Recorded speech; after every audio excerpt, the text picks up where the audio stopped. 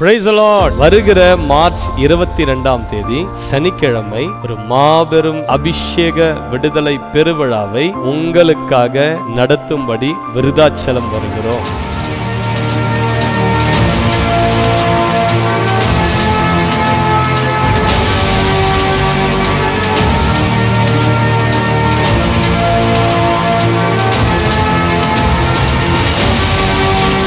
வீட்டில் கூட சேர்ல உட்கார முடியாது, படுத்த படிக்கையோட தான் இருக்கு சொல்லிட்டாங்க. இந்த நரம்பு அழுத்தம் அப்படியே கரண்ட் அடிக்கிற மாதிரி இருக்கும். படுத்துக்கின்னு தான் இருப்பேன். ஆனா சபைக்குள்ள வந்து நான் ஆராதிக்க அந்த வலி எங்க போச்சுன்னே தெரியல. என் காலெல்லாம் பழையபடி இருக்குது. நான் மடுக்கிறேன், நான் நீட்டுறேன், எனக்கு ஒண்ணுமே தெரியல. ஆண்டவர் எனக்கு சுகத்தை கொடுத்தாரு அந்த சபையில. அது எனக்கு வந்து பாத்தீங்கன்னா 15 வருஷமா வெரிகோஸ் ப்ராப்ளம் இருந்தது. அது வந்து டாக்டர்ஸ் கிட்ட எத்தனையோ பேர்கிட்ட ட்ரீட்மெண்ட் எடுத்தேன். ஆனா எந்த ஒரு சுகமும் இல்லை. லட்சங்கள் பல கடந்து போனதுதான் மிச்சம். டாக்டருங்க கைவிட்ட நிலையில இங்க வந்து நான் மீட்டிங்ல கலந்துக்கிட்டேன். ஐயா ஒரே ஒரு வார்த்தை தான் சொன்னாரு, இந்த பலத்தோட போங்க, ஆண்டவர் உங்களுக்கு சுகத்தை தருவார்னு சொன்னாரு. இப்போ வந்து ஒரு காலில் ஃபுல்லாவே குணமாயிடுச்சு.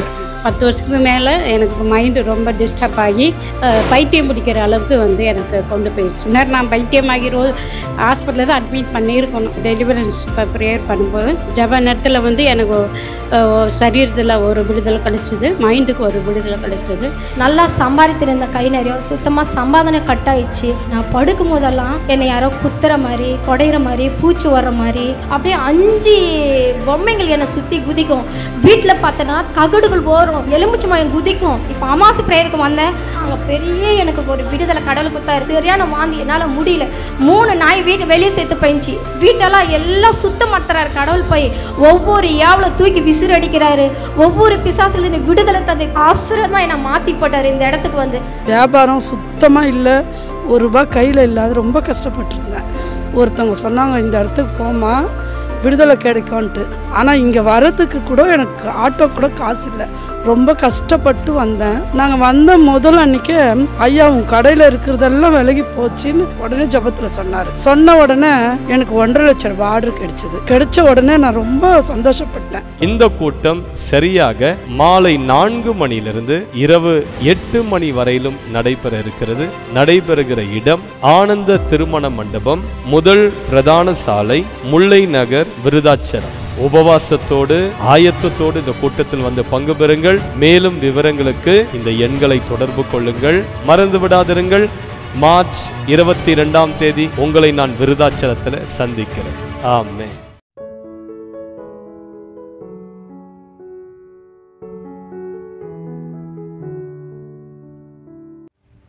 யோவான் 16:24. John chapter 16 verse 24. அது எப்படி கரெக்டாக தப்பாக வாசிக்கிறீங்க? சரி, திரும்ப வாசிங்க. யோவான் 16:24. சில பேர் யோவானையே புரட்டிக்கிட்டு இருக்கீங்க பாருங்க. எங்கடா இருக்குது இந்த யோவானு? பழைய ஏற்பாடா புதிய ஏற்பாடா? சரி, இப்போ எல்லாரும் சேர்ந்து வாசிங்க. இதுவரைக்கும் நீங்கள் என் நாமத்தினாலே ஒன்றும் கேட்கவில்லை, கேளுங்கள், அப்பொழுது உங்கள் சந்தோஷம் நிறைவாயிருக்கும்படி பெற்றுக்கொள்வீர்கள். Until now you have not asked for anything in my name. Ask and you will receive, and your joy will be complete. ஆண்டவர் சொல்றார், இதுவரைக்கும் நீங்கள் என் நாமத்தினால ஒன்றும் கேட்கவில்லை, கேளுங்கள், அப்பொழுது உங்கள் சந்தோஷம் நிறைவாகும்படி பெற்றுக்கொள்வீர்கள். The Lord says until now you have not asked for anything in my name. Ask and you will receive, and your joy will be complete. ஆண்டவர் இந்த வசனங்களை சொல்லும்போது அவர் மரணத்துக்கு, சிலுவைக்கு ரொம்ப சமீபமா வந்து விட்டார். When the Lord was saying these verses, he was very close to the cross of Calvary. யோவான் 14, 15, 16, 17 ஆகிய 4 அதிகாரங்களும் ஆண்டவர் தமது சீஷர்களை வார்த்தையால் தேற்றுவதை பார்க்க முடியும். Through the chapters John 14 to 17, we can see the Lord comforting his disciples through his word. ஆண்டவர் சொல்றார், இதுவரைக்கும் நீங்க என் நாமத்தை பயன்படுத்தி ஜெபிக்கல. The Lord says, until now you have not used my name in your prayers. ஆண்டவர் தமது சீஷர்களுக்கு தமது நாமத்தை சொல்லி ஜெபிக்கிற ஒரு அதிகாரத்தை கொடுக்கிறார். The Lord gave the disciples the authority to pray using his name. இங்க வந்த சில கிறிஸ்தவர் அல்லாத சில குடும்பத்தினரும் வந்திருப்பீங்க. There might be some people here who are non-Christians. இதுவரைக்கும் நீங்க ஆண்டவரை நோக்கி பார்த்து ஜெபிக்காத கூட இருந்திருக்கலாம். You may be people who have not looked up unto the Lord and prayed. எத்தனையோ தெய்வங்களை நீங்க நோக்கி கூப்பிட்டு இருப்பீங்க. You might have seen several other gods and goddesses. ஆண்டவர் உங்களை பார்த்து சொல்றாரு. The Lord looks at you and says, இப்போ என் நாமத்தினால நீ ஜெபம் பண்ணி பாரு. The Lord says, now use my name and pray. என் நாமத்தை சொல்லி கூப்பிட்டு பாரு. The Lord says, call unto my name. உங்கள் துக்கமெல்லாம் சந்தோஷமாய் மாறும்படி கர்த்தர் செய்ய The போகிறார். Lord says, all your sorrow will be turned into joy. Hallelujah. Hallelujah. 2019ல நைஜீரியாவுல ஒரு குடும்பத்திற்கு பயங்கரமான ஒரு terrible accident. In 2019, there was a family in Nigeria that met with an accident. அந்த ஆக்சிடென்ட்ல எல்லாரும் பிழைத்தார்கள். ஆனா ஒரு சின்ன பிள்ளை, ஒரு டீனேஜ் பிள்ளை, ஒரு 12 வயசுக்குள்ள பயங்கர தலையில அடிபட்டு பிரெயின் ரொம்ப டேமேஜ் ஆயிடுச்சு. Everybody in the family escaped from the accident, but there was one small boy around the age of 12 who was seriously injured. அந்த பிள்ளையை கொண்டு போய் ஐசியூல அட்மிட் பண்ணாங்க. The doctors admitted the boy in the ICU. டாக்டர்ஸ்கள் சில நாட்கள் வைத்து அந்த பிள்ளைக்கு சிகிச்சை கொடுத்தார்கள். தீவிர சிகிச்சை பிள்ளையை காப்பாற்ற முடியாதுன்னு சொல்லிட்டாங்க. The doctors admitted the child in ICU and they gave him intensive care, but then they said they couldn't do anything further. பெற்றோர்களை அழைத்து டாக்டர்ஸ்கள் சொல்லிவிட்டார்கள், பிள்ளைக்கு இனி நம்ம மருத்துவம் பார்ப்பது பிரயோஜனமில்லை, ஆகவே let us withdraw the life support. The doctor said it is of no use continuing treatment for this boy, and therefore it's time to remove the boy from life support. இந்த பிள்ளைக்கு இனி சிகிச்சை தர வேண்டாம், அப்படியே விட்டுடுவோம், பிள்ளை அது தானாக இறந்து விடும் என்று சொல்லிவிட்டார்கள். The doctor said let us stop giving the treatment and remove the life support and the child will die. ஆனால் அவர்களுடைய அந்த பிள்ளையினுடைய பெற்றோர்கள் ஆண்டவர் மேல் நம்பிக்கை உடைய பெற்றோர்கள். But the child's parents were having faith in the Lord. அவர்கள் சொன்னார்கள், எங்கள் கர்த்தரால் எல்லாம் ஆகும். They said everything is possible with the Lord. நீங்க ட்ரீட்மென்ட் நிறுத்தாதீங்க, நீங்க ட்ரீட்மென்ட் பண்ணிக்கிட்டே இருங்க. They said don't stop the treatment, please continue. எங்கள் கர்த்தர் இந்த பிள்ளையை உயிர்ப்பிக்க வல்லவர். They said the Lord is sufficient to raise the boy back up again. டாக்டர்ஸ்கள் கைவிரித்து விட்டார்கள், ஒன்றும் செய்ய முடியாது என்று சொல்லி. The doctors might say that it is not possible to save the child. ஆனா அந்த பெற்றோருடைய விசுவாசம் தளர்ந்து போகவில்லை. But the faith of the parents was not exhausted. வீட்டுக்கு வந்தார்கள், உபவாசித்து இந்த வசனத்தை குறிப்பாய் சொல்லி ஜெபித்தார்களாம். They came back home and they fasted and they said the same words and prayed. என் நாமத்தினால நீங்கள் எதை கேட்டாலும் தருவேன்னு சொன்னீங்களே ஆண்டவரே. They said, Lord, you said you will give anything if you call on my name. உங்க நாமத்தை நோக்கி கூப்பிடுகிற என் பிள்ளைக்கு எப்படியாவது உயிர் கொடுத்துருங்க. They said, Lord, we call unto your name, please give life to my எங்கள் boy. துக்கமெல்லாம் சந்தோஷமாய் மாறும்படியாய் செய்து விடுங்க.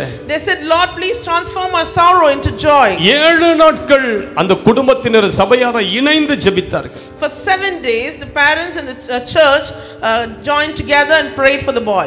அப்படியே செத்த பிணம் போல இருந்த பிள்ளை திடீரென்று கண் விழித்து அந்த மருத்துவமனையில தன்னுடைய பெற்றோரை பார்த்து கேட்டதா, எனக்கு குடிக்க கொஞ்சம் தண்ணி கொடுங்க, தண்ணி தாகமா இருக்குதுங்க. Suddenly the boy opened his eyes and looked into his parents and said, I want some water because I'm thirsty. அவர்கள் துக்கத்தை ஆண்டவர் சந்தோஷமாய் மாற்றினார். The Lord transformed their sorrow into joy. டாக்டர்ஸ்களுக்கு ஒரு பெரிய ஆச்சரியம், எப்படி இது நடந்தது? The doctors were surprised as well on seeing this. மனுஷனால் கூடாதவைகள் தேவனால் கூடும். Whatever is impossible to man is possible with the Lord. இயேசு கிறிஸ்துவு கூட சீஷர்கள் 3.5 வருஷம் இருந்திருக்காங்க.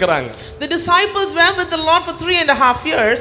3.5 வருஷமும் இயேசுவின் நாமத்தை சொல்லி அவங்க ஜெபிக்கல. For 3.5 years they have not used the name of the Lord Jesus and prayed. எவ்வளவு ஒரு கொடுமையா இருந்திருக்கும் பாருங்க. It would have been a terrible thing. ஆண்டவர் அப்பதான் சொல்றாரு, கடைசில சொல்றாரு, That is when the Lord said, இதுவரைக்கும் என் நாமத்துல நீங்க ஒண்ணுமே ஜெபிச்சதில்லை. The Lord said, you have not asked for anything in my N name. நாமத்தினால நீங்க இனி ஜெபம் பண்ணி பாருங்க. Use my name and ask. என் நாமத்தை சொல்லி பிதாகிட்ட கேட்டு பாருங்க. Use my name and pray to God the Father. யோவான் 14:13 ஆண்டவர் இவ்வாறு வாக்கு கொடுக்கிறார். In John 14:13 the Lord says, நீங்கள் என் நாமத்தினால எதை கேட்பீர்களோ குமாரனில் பிதா மகிமைப்படும்படியாக அதை செய்வேன் என்று கர்த்தர் சொல்லுகிறார். And I will do whatever you ask in my name so that the Father may be glorified in the Son. பிதாவுடைய நாமம் மகிமைப்பட இயேசு அந்த காரியத்தை உங்களுக்கு செய்வாராம். The name of God the Father should be glorified and therefore Jesus will do this for you. ஜெபிக்கும்போது நம்ம இப்படி ஜெபிக்கணும். When we pray we should pray like this. இயேசுவே பிதாவுடைய நாமம் மகிமைப்பட எனக்கு நீர் இந்த அற்புதத்தை செய்தருளும் என்று சொல்லி ஜெபம் பண்ணி We பாருங்க. should pray saying, let the name of God the Father be glorified and therefore Lord do this for me. இயேசு பிதாவுடைய நாமத்தை மகிமைப்படுத்தவே உங்கள் வாழ்க்கையில் அற்புதங்களை செய்ய ஆரம்பிப்பார். The Lord will do things in in your life just to glorify the name of God the Father. இந்த மாதம் கர்த்தர் ஒவ்வொருவருக்கும் அற்புதத்தை செய்வார். The Lord will do miracles to each and every one. ஒவ்வொரு குடும்பமும் இந்த மாத சாட்சிகளாய் எழும்பி நிற்பீர்கள். Each and every family will be a testimony this month. கேட்கிற எல்லாவற்றையும் கர்த்தர் உங்களுக்கு சம்பூர்ணமாய் தருகிற மாதமா இந்த மார்ச் மாதம் இருக்கும். Whatever you ask for, the Lord will give it to you in fullness, and that will be your promise for this month. எத்தனை பேர் அதை நம்புறீங்க? How many of you believe in that? ஆண்டவரிடத்தில் உரிமையோடு நீங்கள் கேட்க வேண்டும். You should ask to the Lord with authority. நம்ம கெஞ்சி கெஞ்சி கேட்க நம்ம பிச்சைக்காரர்கள் கிடையாது. We are not beggars to beg to the Lord. நம்ம தேவனுடைய பிள்ளைகள். We are children of the Lord. நேற்றைய தினத்துல என் பையனுக்கு ஃபோன் அடிச்சான். My son called me yesterday. Daddy வரும்போது KFC வாங்கிட்டு வரணும். He called me and said, Daddy, when you're coming, get me KFC chicken. நான் வாங்காத போயிருந்தா நான் செத்தேன். If I had gone without buying it, that would be the end. ஆகவே அவனுக்காகவே தாம்பரம் வரைக்கும் போய் KFC எல்லாம் வாங்கிக்கிட்டு 1 மணி நேரம் ஆச்சு இந்த டிராஃபிக்ல போய் வர. It took me 1 hour to go to Tambaram and get it. அவன் என்கிட்ட கெஞ்சல. He was not begging to me. வாங்கிட்டு வரீங்களா அப்படினு கேட்கல. வாங்கிட்டு வாங்க. He was just commanding me, saying you have to come with it. அதுதான் பிள்ளைகள் தகப்பனிடத்தில் கேட்கிற அதிகாரம். That is the authority children have with their father. ஆண்டவரே இத செய்வீங்களான்னு கேட்காதீங்க, செஞ்சு கொடுங்கன்னு கட்டளை கொடுங்க. You can tell the Lord, Lord, you have to do this for me, instead of pleading. என்ன ஆசீர்வதிப்பீங்களான்னு கேட்காத, ஆசீர்வதிங்கன்னு சொல்லி கட்டளையிடுங்க. You should not ask the Lord, will you bless me, but rather you can tell him, Lord, you should bless me. ஜெபிக்கும்போது பிதாவுடைய நாமம் மகிமைப்பட குமாரன் அதை உங்களுக்கு செய்தருளுவார். The Son will do it, that the name of God the Father will be glorified. வேதத்திலே ஆண்டவரிடத்திலே கேட்டு அற்புதத்தை பெற்றுக்கொண்ட ஒரு மனிதனுடைய வாழ்க்கையை இன்றைக்கு நான் உங்களுக்கு காண்பிக்கிறேன். I'm going to show you the life of a person who asked to the Lord and received it from him. எல்லாரும் பலமுறை இந்த வேத பகுதியை நாம் வாசித்திருந்திருப்போம். We would have all read through this chapter many times. இன்றைக்கு அந்த வேத பகுதியை மீண்டும் ஒரு முறை நாம் தியானிக்க போகிறோம். We are going to meditate on that biblical passage once again. லூக்கா 7ஆம் அதிகாரத்திலிருந்து லூக்கா 7ஆம் அதிகாரம் முதல் 10 வசனங்களை நான் வாசிக்கிறேன். Luke chapter 7 verses 1 to 10. அவர் தம்முடைய வார்த்தைகளை எல்லாம் ஜனங்களுடைய காதுகள் கேட்க சொல்லி முடித்த பின்பு கப்பர்நகமுக்கு போனார். அங்கே 100க்கு அதிபதி ஒருவன், பிரியமான வேலைக்காரன், வியாதிப்பட்டு மரண அவஸ்தையாய் இருந்தான். அவன் இயேசுவை குறித்து கேள்விப்பட்ட போது அவர் வந்து தன் வேலைக்காரனை குணமாக்க வேண்டும் என்று அவரை வேண்டிக் கொள்ளும்படி யூதருடைய மூப்பரை அவரிடத்தில் அனுப்பினார். அவர்கள் இயேசுவினிடத்தில் வந்து அவரை கருத்தாய் வேண்டிக் கொண்டு, நீர் இந்த தயவு செய்கிறதற்கு அவன் பாத்திரனாயிருக்கிறான், அவன் நம்முடைய ஜனத்தை நேசிக்கிறான், நமக்கு ஒரு ஜெப ஆலயத்தையும் கட்டினான் என்றார்கள். அப்பொழுது இயேசு அவர்களுடனே கூட போனார். வீட்டுக்கு சமீபமான போது 100க்கு அதிபதி தன் சிநேகிதரை நோக்கி, நீங்கள் அவரிடத்தில் போய், ஆண்டவரே, நீர் வருத்தப்பட வேண்டாம், நீர் என்னை விட்டு நீர் என் வீட்டு வாசலுக்குள் பிரவேசிக்க நான் பாத்திரன் அல்ல, நான் உம்மிடத்தில் வரவும் என்னை பாத்திரனாக எண்ணவில்லை, ஒரு வார்த்தை மாத்திரம் சொல்லும், அப்பொழுது என் வேலைக்காரன் சொஸ்தமாவான். நான் அதிகாரத்துக்கு கீழ்ப்பட்டவனாய் இருந்தும் எனக்கு கீழ்ப்பட்டிருக்கிற சேவகரும் உண்டு. நான் ஒருவனை போ என்றால் போகிறான், மற்றொருவனை வா என்றால் வருகிறான், என் வேலைக்காரனை இதை செய் என்றால் செய்கிறான் என்று நான் சொன்னதாக சொல்லுங்கள் என்று அவர்களை அனுப்பினான். இயேசு இவைகளை கேட்டு அவனை குறித்து ஆச்சரியப்பட்டு திரும்பி தமக்கு பின் செல்லுகிற திரளான ஜனங்களை நோக்கி, இஸ்ரவேலர்களுக்குள்ளும் நான் இப்படிப்பட்ட விசுவாசத்தை காணவில்லையே என்று உங்களுக்கு சொல்கிறேன் என்றார். அனுப்பப்பட்டவர்கள் வீட்டுக்கு திரும்பி வந்தபோது வியாதியாய் கிடந்த வேலைக்காரன் இருக்கிறதை கண்டார்கள். ஹல்லேலூயா. இந்த இடத்துல 100க்கு அதிபதி என்கிற ஒருவனை குறித்து ஆண்டவர் பயங்கரமா மெச்சிக்கொள்கிறார். In this passage we see the Lord talking greatly about a centurion. அந்த 100க்கு அதிபதி ஒரு யூதன் கிடையாது.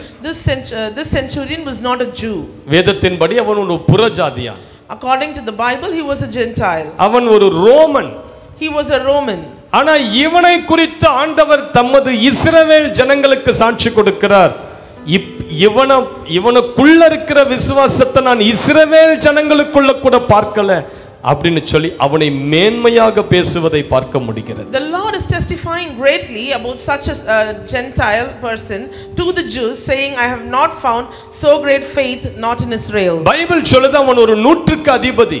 The Bible says he was a centurion. நூற்றுக்கு அதிபதி என்றால் அவனுக்கு கீழாக 100 சேவகர்கள் உண்டு. When you say a centurion, it means he has 100 servants for him. அவன் ஒரு military officer. It means he is a military officer. அவனுக்கு கீழாக 100 military soldiers வேலை செய்றாங்க. He had 100 soldiers, military soldiers who were working for him. Hallelujah. Hallelujah. எத்தனை பேருக்கு புரியுது நான் சொல்றது? இவன் சாதாரண ஆள் கிடையாது. He was not an ordinary man. பயங்கர வசதியானவன். He was a wealthy person. அதிகாரம் உண்டு. He was a man of authority. அவனுக்கு சகல அங்கீகாரமும் ரோம் அரசாங்கம் கொடுத்திருந்தது. The Roman government had given him all name. Hallelujah. Hallelujah. இவனுடைய வேலைக்காரன் ஒருவன் வியாதிப்பட்டுட்டான். One of his servants is fallen sick. வேலைக்காரன் என்பவன் அவன் வீட்டில் வேலை செய்யக்கூடிய ஒருவனாய் இருந்திருக்கான். One of the servants means maybe one of the person was working in his house. அந்த காலத்துல வேலைக்காரர்கள் வந்து அடிமைகளை தான் வேலைக்காரர்களாக வைப்பார்கள். In those days they used slaves as servants. நம்ம வீட்டில் யாராவது வீட்டு வேலை செய்யறவங்க வியாதிப்பட்டுட்டா நம்ம என்ன சொல்லுவோம்? If there is somebody in our house, a maid who is fallen sick, what will we say? சரி நல்ல ஹாஸ்பிடல்ல டாக்டரை பார்த்துட்டு சீக்கிரம் வந்து சேரு, சும்மா வேலைக்கு லீவ் எடுத்துட்டு இருந்தா எப்படி? We will immediately tell them, go find a doctor and get cured and come back soon. இல்லனா காசு கொடுத்து போய் இந்த ஹாஸ்பிடல்ல போய் மருந்து வாங்கி சாப்பிடுன்னு கொடுத்து விடுவோம். We may even give them some money and ask them to go to the hospital. ஆனா இவன் பாருங்க தன் வேலைக்காரனுக்காக இயேசுவை நோக்கி கூப்பிடுகிறான். But this person called unto Jesus for the sake of his servant. இவன் சில பேரை அனுப்பி வைக்கிறான் இயேசு கிட்ட போய் இயேசுவை கூட்டிக்கிட்டு வாங்கன்னு சொல்லி. He sent some people to bring Jesus to him. அவர்கள் இயேசுவினிடத்தில் வந்து இவனை குறித்து என்ன சொல்லுகிறார்கள்? When they came to Jesus, what did they say to the Lord about him? இயேசு ஏன் இந்த நூற்றுக்கு அதிபதிக்கு அற்புதம் செய்தார்? Why did the Lord do a miracle for this centurion? இயேசுவை தேடி எவ்வளவு புறஜாதி மக்கள் வராங்க. There were many Gentiles who came to the Lord. ஒரு முறை ஒரு கானானிய ஸ்திரீ இயேசுவை தேடி வரா. There was once a Canaanite woman who came. அவளுடைய மகளுக்கு பிசாசின் போராட்டம் வரா. The daughter was in some witchcraft problem. ஆனா இயேசு அவளுக்கு சரியா பதில் சொல்லல. But the Lord did not answer her properly. ஆண்டவர் பாட்டு நடந்து போயிட்டே இருக்கிறார், அவ கெஞ்சிக்கிட்டு ஓடிக்கிட்டே இருக்கறா இயேசுவின் பின்னாடி. The Lord was not answering her properly. He just kept walking and she kept running behind him. வெகு தூரம் போன பிறகு சீஷர்கள் சொல்றாங்க, ஆண்டவரே அவ ரொம்ப தூரம் வரா, வந்துட்டா பாவம், நீங்க அவளுக்கு ஏதாவது அற்புதம் செஞ்சு அனுப்புங்கன்னு சொல்றாங்க. After they traveled to some distance, the disciples said, she's coming with us for a long distance, do some miracle for her. அப்போ கூட ஆண்டவர் சொல்றார், முதல்ல பிள்ளைகள் திருப்தி ஆகட்டும், அதுக்கு பிறகு நாய்க்குட்டிகளுக்கு பார்த்துக்கலாம். The Lord says, first let me satisfy my children, then we will take care of the dog. ஆனா அவ ஆண்டவரை விடுற மாதிரி தெரியல. ஆண்டவர் காலிலே சாஷ்டாங்கமா விழுந்து பிடிச்சிட்டா காலை. But she was not ready to leave the Lord. She fell at the foot of the Lord and held on to him. ஆண்டவர் சொன்னார், சரி போ, உன் விசுவாசம் உன்னை ரட்சித்தது. The Lord said, you can go because your faith has healed you. ராஜாவின் மனுஷன் ஒருவன் இயேசுவை தேடி வருகிறான். அவனும் ஒரு புறஜாதியான். There was a person who came with orders of the king. He was also a Gentile. அவன் சொல்றான், என் மகன் வியாதியில இருக்கிறான், நீங்க என் வீட்டுக்கு வந்து என் மகனை கொஞ்சம் சுத்தமாக்கிட்டா நல்லா இருக்கும். He said, my daughter is sick, please come home and heal my daughter. அவன் வீட்டுக்கு இயேசு போல. The Lord did not go to his house as well. ஆண்டவர் சொல்றாரு, நீங்க எல்லாம் சும்மாவா நம்புவீங்க? நீங்களாம் எப்படிப்பட்ட ஆட்கள் இப்படின்னு சொல்லி அவங்ககிட்ட கொஞ்சம் அப்படி ஒரு மாதிரி தான் பேசுறாரு ஆண்டவர். The Lord told him as well that you are not believing blindly. கடைசில அவன் சொல்றான், என் பிள்ளை சாகிறதுக்கு முன்னாடி வந்துருங்க ஆண்டவரே. He said, you come to my house before my daughter is dead. சரி போ, உன் விசுவாசம் உன்னை ரட்சிக்குது போ அப்படின்னு அனுப்பிட்டார். He said, your faith has healed you, you can go. இப்போ இந்த ரெண்டு பேரை ஆண்டவர் டீல் பண்ற விதமும் இந்த நூற்றுக்கு அதிபதியை அவர் டீல் பண்ற விதமும் முற்றிலும் வித்தியாசமானது. The way the Lord dealt with the other two Gentiles and this person is totally different. அவங்க ரெண்டு பேரும் டைரக்டாவே இயேசு கிட்ட வந்தவங்க. Those two people came directly to the Lord. ஆனா இந்த நூற்றுக்கு அதிபதி அவன் டைரக்டா இயேசு கிட்ட போல சில ஆட்கள் அனுப்பி வைக்கிறான் இயேசுவின் அண்டையில. This centurion did not go directly to the Lord, but rather he sent people to go to the Lord. நம்மள அந்த சில நேரம் என்ன பண்ணுவோம், நம்ம ஒரு பெரிய ஒரு ஹை பொசிஷன்ல இருக்கிறோம், சில பேர் வந்து கூப்பிடுறாங்க, அவரு சார் உங்களை கூப்பிட்டு அனுப்புறாரு, அவனை அவ்வளோ பெரிய அப்பாட்டக்கிற ஆளை விட்டு அனுப்பேன், அவரை டைரெக்டாக வர சொல்லு அப்படின்னு சொல்லுவோமா? சொல்ல மாட்டேன். If we are a person of authority and if someone comes and says sir is calling you, won't we tell them that he should come directly to us and ask us? ஏன் sir டைரெக்டாக வர மாட்டாரோ, பிஸியாக அவரு, போ அவர் நான் கூப்பிட்டதா சொல்லு. நம்மளாம் சாதாரண ஆட்களா, உட்கார்ந்துருக்கிற எல்லாரும் எப்படிப்பட்ட ஆட்கள்னு உங்களுக்கு ஆண்டவருக்கு தான் தெரியும். We will immediately tell that that person has to come directly to us and meet us because the Lord knows what kind of people we are. ஆனா ஆண்டவர் அவங்க சொன்ன உடனே எழுந்து மட நடந்து போறார்.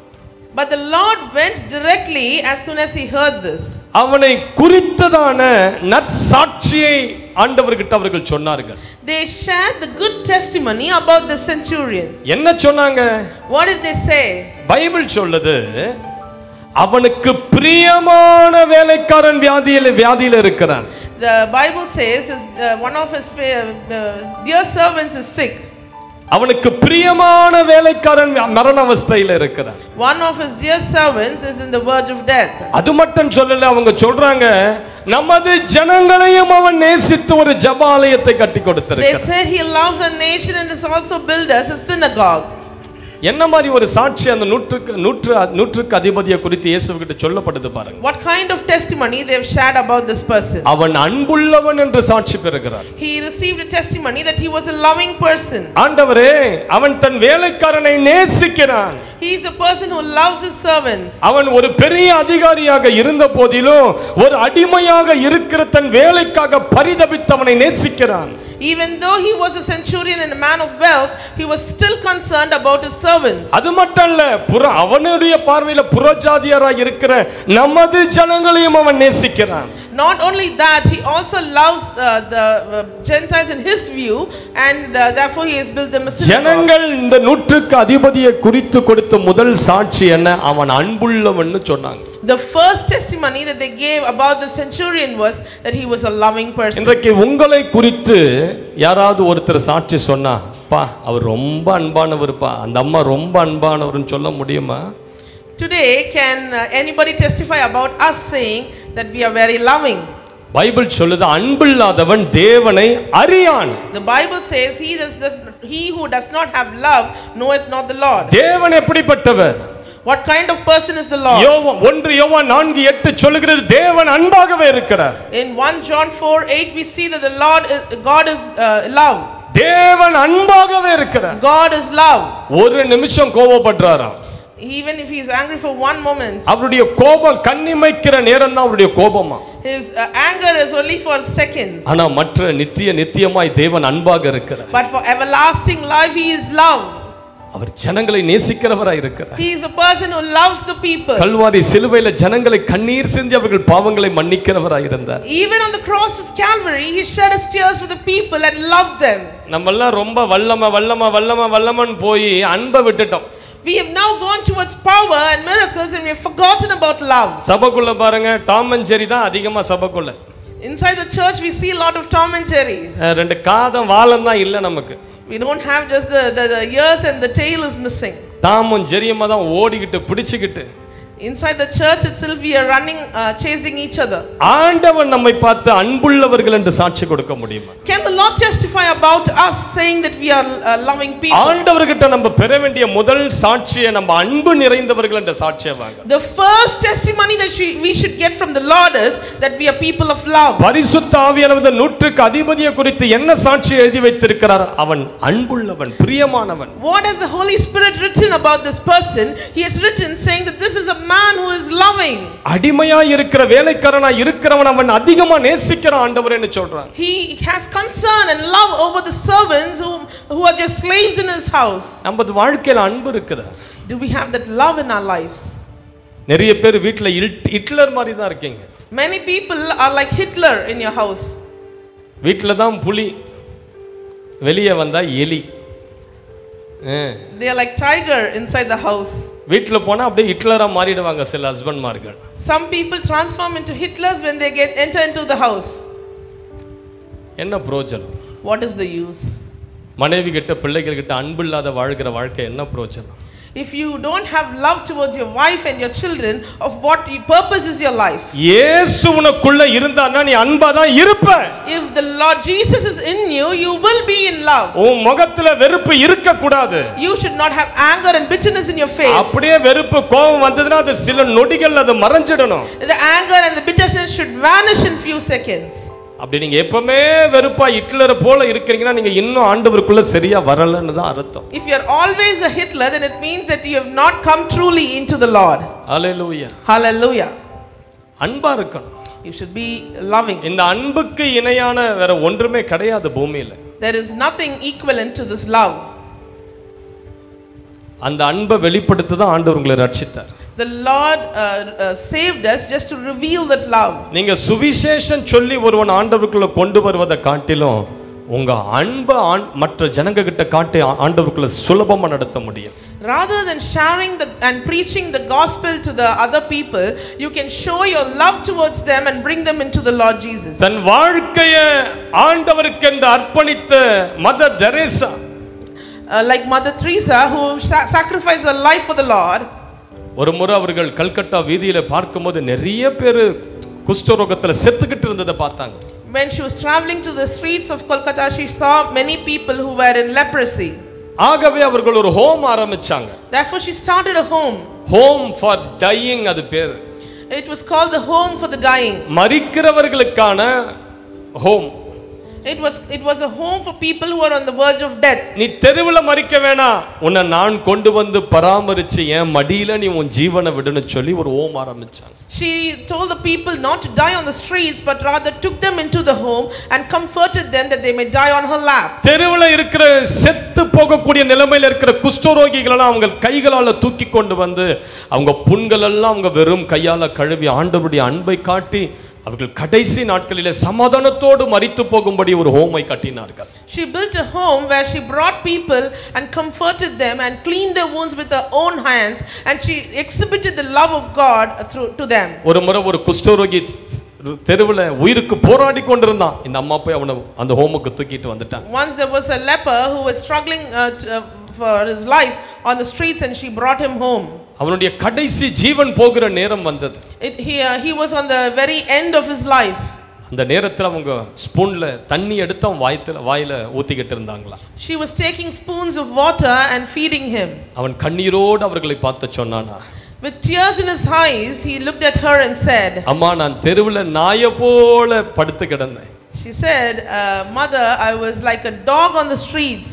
நாயை போல தெருவுல படுத்துட்டு இருந்தேன். I was like a dog on the streets. என் வாழ்க்கை முழுவதும் ஒரு நாயை போல தான் நான் வாழ்ந்துகிட்டு இருந்தேன். All through my life I was like a dog on the streets. ஆனால் இப்பொழுது மரிக்கும்போது உங்க மடியில ஒரு தூதனை போல நான் மரிக்கிறேன். But now on the verge of death I'm dying like a angel at your home, at your துயரமெல்லாம் நீங்கி நான் சந்தோஷமாய் மரிக்கிறேன். My sorrow is all vanished and I'm dying with joy. அப்படியே கண்ணீர் அந்த அம்மாவுடைய மடியில வழிந்தது. His tears were shedding on her lap. இயேசுவை ஏற்றுக்கொண்டவனாய் அந்த அம்மாவுடைய மடியில அவன் ஜீவனை விட்டான். He accepted the Lord Jesus as his savior and he died at her lap. அதுதான் தேவனுடைய அன்பு. That is the love of God. அந்த அன்பை காட்டதான் ஆண்டவர் உங்களை ரட்சித்தார். The Lord has saved you to show you that love. இயேசு உனக்குள்ள வந்த பிறகு கூட உன்னுடைய சுபாவம் மாறாத நீ எரிச்சல் கோபம் கசப்போடு இருப்பாய் என்றால் I tell you that you are not saved yet. நீங்கள் இன்னும் ரட்சிக்கப்படவில்லை. Even after being saved, if you still have your anger and your bitterness and your sorrow and it is not vanished from you, then it means you have not been saved yet. நான் சொல்றேன், நீங்க 100 கோடி ரூபாயில வீட்டை கட்டினாலும் சாகும்போது அந்த 100 கோடி ரூபாய் வீட்ல இருந்து ஒரு குண்டு ஊசியை கூட தூக்கிட்டு போக முடியாது. Even if you build a house worth 100 crores, when you die you're not going to take anything from earth. சாகும்போது உங்களுக்கு என்ன லட்ச கோடி ப்ராப்பர்ட்டி இருந்தாலும் ஒரு சின்ன குண்டு ஊசியை கூட தூக்கிட்டு மேல போக முடியாது. அவ்வளவுதான் வாழ்க்கை. When you are dying, you're not going to take anything or any of your properties from earth. That is all that life is.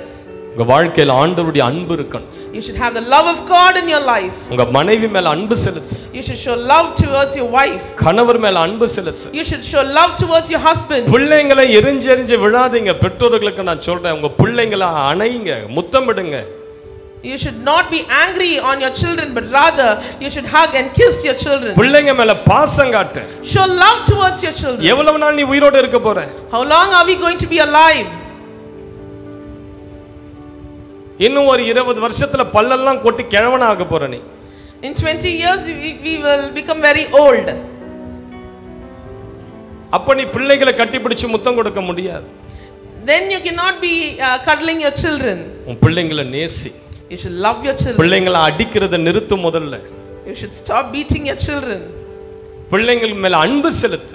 You should start showing love towards your ஆண்டவருடைய அன்பை காட்டு பிள்ளைங்க மேல. You should show your love towards your children. அதற்கு தான் இயேசு உன்னை ரட்சித்தார். That is why the Lord has saved you. பிள்ளைங்களை எப்ப பார்த்தாலும் சபிச்சுக்கிட்டு அடிச்சுக்கிட்டு கொண்டுகிட்டு நிந்து என்ன வாழ்க்கை இது? If you're constantly beating and cursing your children and always angry upon them, then what kind of life are you வாழ்க்கையை living? வீணடிச்சுக்கிட்டு இருக்கீங்க. You're wasting your life. மனைவியை திட்டி திட்டி திட்டி திட்டி வாழ்க்கை முழுவதும் நீங்க வீணாக்கிட்டு இருக்கீங்க. If you're constantly scolding your wife, then you're wasting your life. கணவரை கசந்து கசந்து வாழ்க்கையே போச்சு உங்களுக்கு எல்லா If you are வாழ்நாட்களும் போச்சு. bitter upon your husband, then you're losing your life. அவங்களை நேசி. Start loving them. ஆண்டவருடைய அன்பை காட்டு. Show the love of God. இதனால தான் பரிசுத்த ஆவியானவர் நம்ம மேல் வந்திருக்கிறார். This is why the Holy Spirit has come upon us. ஏன் ஆண்டவர் ஒரு மனுஷனுக்கு பரிசுத்த ஆவியானவரை கொடுக்கிறார்? Why has the Lord given the Holy Spirit to a person? ரோமர் 5:5 சொல்லுகிறது பிதாவினுடைய அன்பை பரிசுத்த ஆவியானவர் நமக்குள் கொண்டு வருகிறார். In Romans 5:5 we see that the love of God is shown in us through the Holy Spirit. தேவனுடைய அன்பு உனக்குள் வருகிறது. The love of God comes into you through the Holy Spirit. Hallelujah. Hallelujah. அன்பில்லாதவன் தேவனை அறியான். He who has no love knoweth not the Lord. பல ஆண்டுகளுக்கு முன்பதாக ராமேஸ்வரம் என்று சொல்லக்கூடிய ஒரு இடத்துல ஒரு மீனவர் குப்பம் இருந்தது. In Rameshwaram there was a fisherman place, fisherman's village. ஒரு இரவு நேரம் எல்லாரும் சாப்பிட்டு படுத்து தூங்கி கொண்டிருந்த ஒரு இரவு நேரம் அது. It was a night when everybody were sleeping. ஒரு வீட்டில் ஒரு கணவன் மனைவி 2 பிள்ளைகள், கணவர் கட்டில் மேல படுத்திருக்கிறார், மனைவி 2 பிள்ளைகள் தரையில படுத்திருக்கிறாங்க. In a house there was a fisherman and his wife and 2 children. The husband was sleeping on the bed and the children and the wife were sleeping on the floor. திடீரென்று பயங்கரமான சூறாவளி காற்று அந்த கடல்ல அடிக்க ஆரம்பித்தது. Suddenly there was a mighty wind that was blowing on the sea. கடல் கொந்தளிக்க ஆரம்பித்தது. There was a cyclone and there were huge waves. கடல் அலைகள் பொங்கி ஊருக்குள்ள வர ஆரம்பித்தது. The waves were coming into the town, into the village. தரையில படுத்திருந்த அந்த மகள் டக்குன்னு குழந்தைகளை தூக்கிட்டு கணவரை தட்டி எழுப்புறா. ஏங்க கடல் தண்ணி எல்லாம் ஊருக்குள்ள வந்துடுச்சு, வாங்க வாங்க வீட்டை விட்டு வெளியேறலாம். When the water came into the village, the lady got up and took the children with her and she woke her husband saying, water has come into the village, let us run away. குழந்தைகளை தூக்கியவர்கள் ஓடிக்கொண்டிருக்கிற நேரத்தில் திடீரென்று ஒரு பனை மரம் உயரும் அளவில் உள்ள ஒரு அலை வந்தது. When they were running with the children in their hands, they saw a huge wave of the size of a palm tree. அப்படியே அவர்களை அடித்து தூக்கி சென்றது. It swept them away completely. 2 பிள்ளைகளை அந்த தண்ணியில விட்டுட்டாங்க. They left both the children in that water. எப்படியோ இவர்கள் இருவரும் நீந்தி கொஞ்சம் தூரம் அப்படி போய் சேர்ந்துட்டாங்க. Somehow these 2 people were swimming and they reached the shore. 2 பிள்ளைகளையும் தண்ணீர் இழுத்துட்டு போயிடுச்சு கடலுக்குள்ள. Both the children were lost in the water. திரும்ப அவர்கள் இருவரும் ஒருமனப்பட்டு ஓடிக்கொண்டிருக்கிறதுல அதைவிட பெரிய ஒரு அலை வந்து அவர்களை மோதியது. Again both of them were running together and they saw a bigger wave coming now. மனைவி தன் கணவனுடைய கரத்தை உறுதியாக பிடித்துக் கொண்டார். The wife held on to the hand of the husband very tightly. தண்ணீரில் அவர்கள் முழுகினார்கள். They both sank in the water. They were drowned in the water. கணவரால நீந்த முடியல. The husband could not swim. மனைவி கணவருடைய கையை விடுற மாதிரி தெரியல. But the wife was not ready to leave the hand of the husband. மனைவி சொல்றா, என்ன தயவு செஞ்சு என் கையை விட்டுடாதீங்க. The wife said, please don't leave my hands. கணவரால நீந்த முடியல, கையை உதறி விட்டார். The husband could not swim and therefore he just dropped his மனைவி எப்படியோ திரும்ப கணவருடைய கையை பிடித்துக் கொண்டார். Somehow she struggled and she held on to his hands again. இந்த முறை கணவன் தன் மனைவியினுடைய கையை ரிலீஸ் பண்ண தன் காலால ஒரே எத்து விட்ட அவனுடைய முகத்துல. Now the husband was trying to save himself and therefore he kicked on his wife with his legs and escaped from her hold. முகத்துல ஒரு எத்து விட்ட உடனே அவளால கணவரா இது அப்படினு பார்த்தா. She just looked at him in surprise thinking this is how my husband is. நீங்களா என்ன ஏத்துறீங்க? She said, you are just kicking me out. நீங்களா என்னை எத்தி தண்ணிக்குள்ள தள்ளுறீங்க. You're kicking me and you're putting me into the water. வாழ்விலும் தாழ்விலும் துன்பத்திலும் இன்பத்திலும் மரணமே அல்லாமல் வேறு ஒன்றும் நம்மை பிரிக்க மாட்டாது என்று சொல்லி அல்லவா என் கரத்தை பிடித்தீர்கள். நீங்களா என்னை எத்தி தண்ணில தள்ளுறீங்க. You said, for better or for worse, for richer or for poorer, in sickness and in health, until death do us part, we shall be together, and now you are just putting me away. கண்களால ஒரு பார்வை பார்த்தா தன் கணவரை. She just looked at him and with her eyes. தண்ணீரில முழுகினாள், தண்ணீர் அவளை இழுத்துச் சென்றது. She got drowned and the water just swept her away. காலை நேரம் வந்தது. In the morning came. தன் மனைவி பிள்ளைகளை தேடி கடலோரம் எல்லாம் சுற்றி திரிந்து கொண்டிருந்தார். He went towards the water searching for his wife and children. அதுக்கு பிறகு ஒரு மூலையில பார்த்தா மனைவியினுடைய உடல், பிள்ளைகளுடைய ரெண்டு உடலும் ஒவ்வொரு மூலையில செத்த பிணங்களாய் கரை ஒதுங்கி இருந்தது. He found his wife's dead body and also the dead body of his children. தன் மனைவி கடைசியாக அவனை பார்த்த பார்வை அவனால மறக்கவே முடியல. He could not forget the look that his wife gave at the very end. ஐயோ, அவளுடைய பார்வையால் என்னிடத்தில் பேசிவிட்டாள். She spoke volumes through her look. என் மனைவியை நான் ஏத்தி தள்ளி விட்டேனே. I just kicked her to save myself. புலம்பி புலம்பி அழுது அழுது அன்றைய தினமே அவனுக்கு பைத்தியம் பிடித்தது. He was grumbling upon this thing and he was crying and he went mad from that day onwards. இதுவரைக்கும் ஒரு பைத்தியக்காரனை போல சுற்றி கொண்டிருக்கிறான் என்று சொல்லுகிறார்கள். Till today he is remaining as a mad person. Hallelujah. Hallelujah. ஒரே ஒரு வாழ்க்கை தான் கர்த்தர் நமக்கு கொடுத்திருக்கிறார். We have just one life. அன்பாருங்க. Be loving. ஊழியக்காரர்கள் மற்ற ஊழியம் செய்கிறவங்கட்ட அன்புவே. You should show loving towards other people who are doing the ministry. எவ்வளவு நாட்கள் கசப்போடு ஊழியம் செய்து கொண்டிருப்பாய்? How long are you going to do ministry with grudge in your heart? மற்றவங்களை நேசிங்க. You should show love upon others. ஒரு முறை ஒரு அண்ணன் எனக்கு ஃபோன் பண்ணியிருந்தார். Once there was a brother who called me. அவர் சொன்னாரு, He said, என்கிட்ட தினேஷ், கூடுமான அளவு நம்ம எல்லாருக்கிட்டையும் அன்பா இருக்கணும். He said, Dinesh, we have to be very loving towards everybody. எல்லாருக்கும் நன்மை செய்யணும். We should do good for everyone. நான் கேட்டேன், ஏனா? I said, why are you saying this, brother? ஏன்னா நம்ம பார்க்கக்கூடிய ஆட்கள் அதுதான் அவங்களை பார்க்கிற கடைசி தருணமா கூட இருக்கலாம். Sometimes it may be the last time we are seeing them. அதுக்கு பிறகு நீ அவங்களை பார்க்க முடியாத ஒரு சூழ்நிலை வரலாம். Or there might be a situation where you don't meet them again. அவர் கண்ணீரோடு சொன்னார். He said with tears. பைக்ல என் வீட்ல இருந்து பைக் எடுத்துட்டு வெளியே வந்துகிட்டு இருந்தேன். ஒரு நண்பன் என்கிட்ட லிஃப்ட் கேட்டான். He said, I was coming out of my house in my bike and a friend asked me for lift. அவனை எனக்கு ரொம்ப பிடிக்காது. I don't like him much. இருப்பினும் அவன் லிஃப்ட் கேட்டதனால பைக்ல நான் ஏற்றிக்கொண்டேன். But because he asked for lift, I said okay. Pallavaram station வரைக்கும் என்ன கொண்டு போய் விட சொன்னான். He asked me to take me till Pallavaram station. எனக்குள்ள ஒரு உணர்வு சொல்லுது அவனுக்கு இயேசுவை குறித்து சொல்லிடுன்னு. I was constantly having a feeling to share the Kalvari அன்பை குறித்து அவனுக்கு சொல்லுன்னு எனக்குள்ள ஒரு உணர்வு சொல்லுது. I was having a feeling inside to share the gospel and love of God to him. நான் நினைச்சேன், இவனை ஒவ்வொரு நாளும் பார்க்கிறமே, வேற ஒரு நாள் இவனுக்கு ஆண்டவரை பத்தி சொல்லலாம், இன்னைக்கு வேண்டாம். I thought it's fine if I don't share with him today because I see him again and again. ஆண்டவருடைய அன்பானிக்கு நான் அவனுக்கு சொல்லாத விட்டுட்டேன். I did not share him about the love of God. Railway ஸ்டேஷன்ல அவனை இறக்கி விட்டு நான் வீட்டுக்கு வந்துட்டேன். I left him at the station and I went home. ஒரு மணி நேரத்துல ஒரே அந்த வீட்டாண்ட ஒரே கூட்டம் கூடுது. Within 1 hour I saw a huge crowd near his house. என்னன்னு பார்த்தா அவருடைய வீட்டார் அழுது புலம்புகிறார்கள். When I went to his house they were grumbling and crying. ட்ரெயின்ல அடிபட்டு செத்துட்டான் அவன்.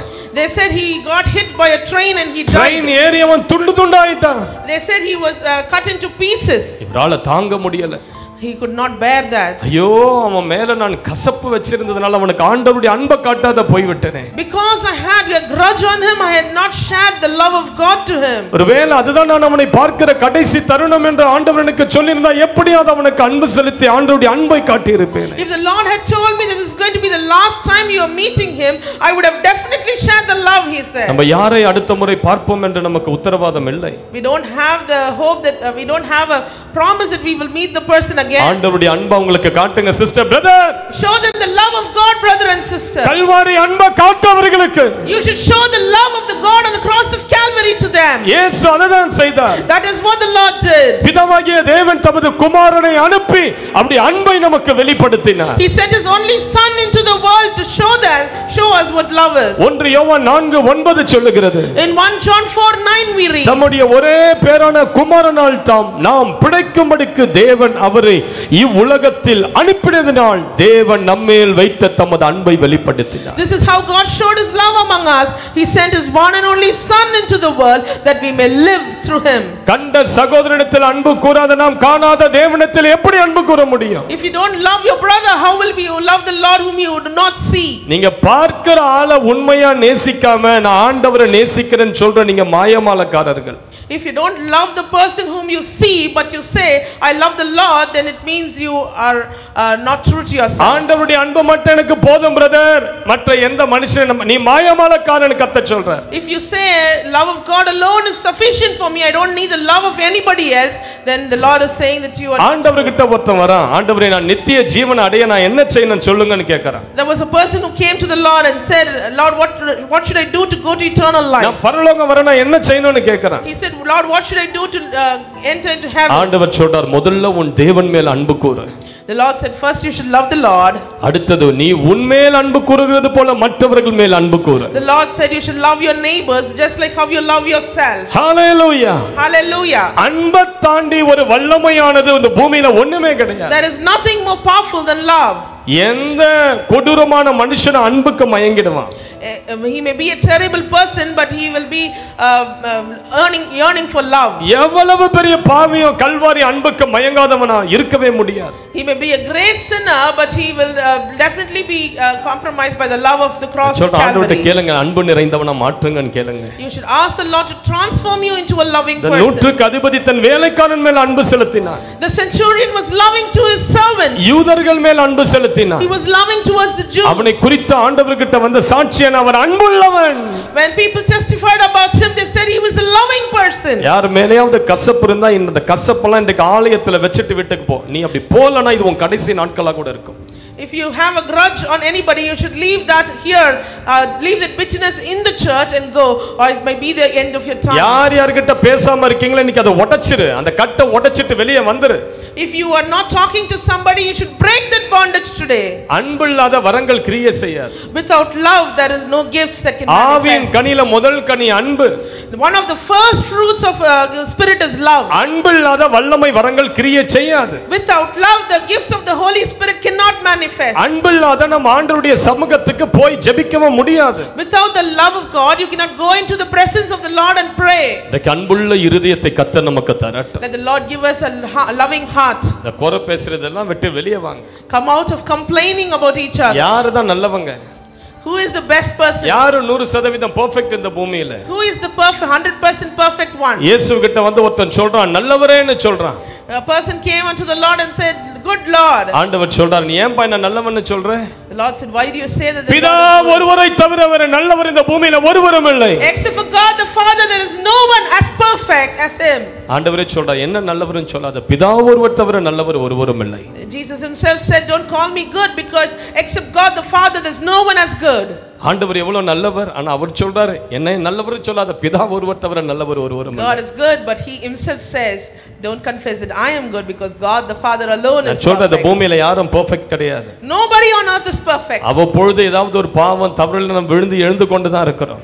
Very often we fall in one sin or the other and we get up from it. உங்ககிட்ட 10% குறை இருந்தா பக்கத்துல இருக்கிறவங்கிட்ட 20% குறைகள் இருக்கலாம். You may be 10 perfect, maybe 10% sins in you, but the next person may have 20%. Hallelujah. Hallelujah. எல்லாரும் குறையுணர்வு நிறைந்த ஆட்கள் தான். Each and every person is imperfect. நான் சொல்றேன் நேசிங்க. Let's start loving. அது சரியில்லை இது சரியில்லைன்னு சொல்லி மற்றவங்க மேல கசந்து கொள்ளாதீங்க, நேசிங்க. Don't keep complaining about the next person, but rather love each person. நூற்றுக்கு அதிபதி அன்பானவன். The centurion was a loving person. நம்ம குடும்பத்துல இன்றைக்கு அன்பால எழும்பட்டும். Let love manifest in our homes. கர்த்தருடைய அன்பு நம்ம குடும்பங்களுக்குள்ள ஊற்றப்படட்டும். Let the love of God enter into our family. குடும்பத்துக்குள்ள அடிக்கடி ஏற்படுகிற சண்டை பிரச்சனை கசப்பு இன்றைக்கு முடிவுக்கு வரட்டும் இயேசுவின் நாமத்தில். And quarrels inside our families come to an end today. தாய் தகப்பனை நேசி. Start loving your parents. உன் பிள்ளைகளை நேசி. Start loving your children. Hallelujah. Hallelujah. எத்தனை பேருக்கு புரியுது நான் சொல்றது? How many of you can understand? எத்தனை பேருக்கு விளங்குது நான் சொல்றது? போட்டி பொறாமையில தாய் தகப்பனை பார்க்காத விட்டுறாத. Don't have a competition among yourself and not take care of your parents. நான் மட்டும் ஏன் கொடுக்கணும்? Why should I do this? அவரு கொடுக்க சொல்லு. Let him do it. போட்டி பொறாமையில உன் தாய் தகப்பனை பார்க்காத விட்டுறாத. Because of constant competition between நான் சொல்றேன், நீ பரலோகம் சத்தியமா நீ பரலோகம் போக முடியாது.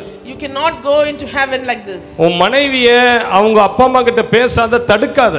Don't stop your wife from talking to her parents. சத்தியமா நீ பரலோகம் போக மாட்ட. You cannot enter heaven. Hallelujah. Hallelujah. உன் கணவரை அவருடைய தாய் தகப்பனுக்கு செய்யாத அரெஸ்ட் பண்ண நீ பரலோகம் போக முடியாது. If you stop your husband from doing for spending for his parents, you cannot enter heaven. உன் அண்ணன் தம்பி அப்பா அம்மாவுக்கு என்ன செய்றானே உன் கடமையை நீ செய். What your brothers are doing or your siblings are doing doesn't matter. You should do what you are supposed to do. நிறைய குடும்பத்துல இந்த போட்டி உண்டு. There is a competition among many families. ஏன் உங்க அக்கா செய்யதா என்ன?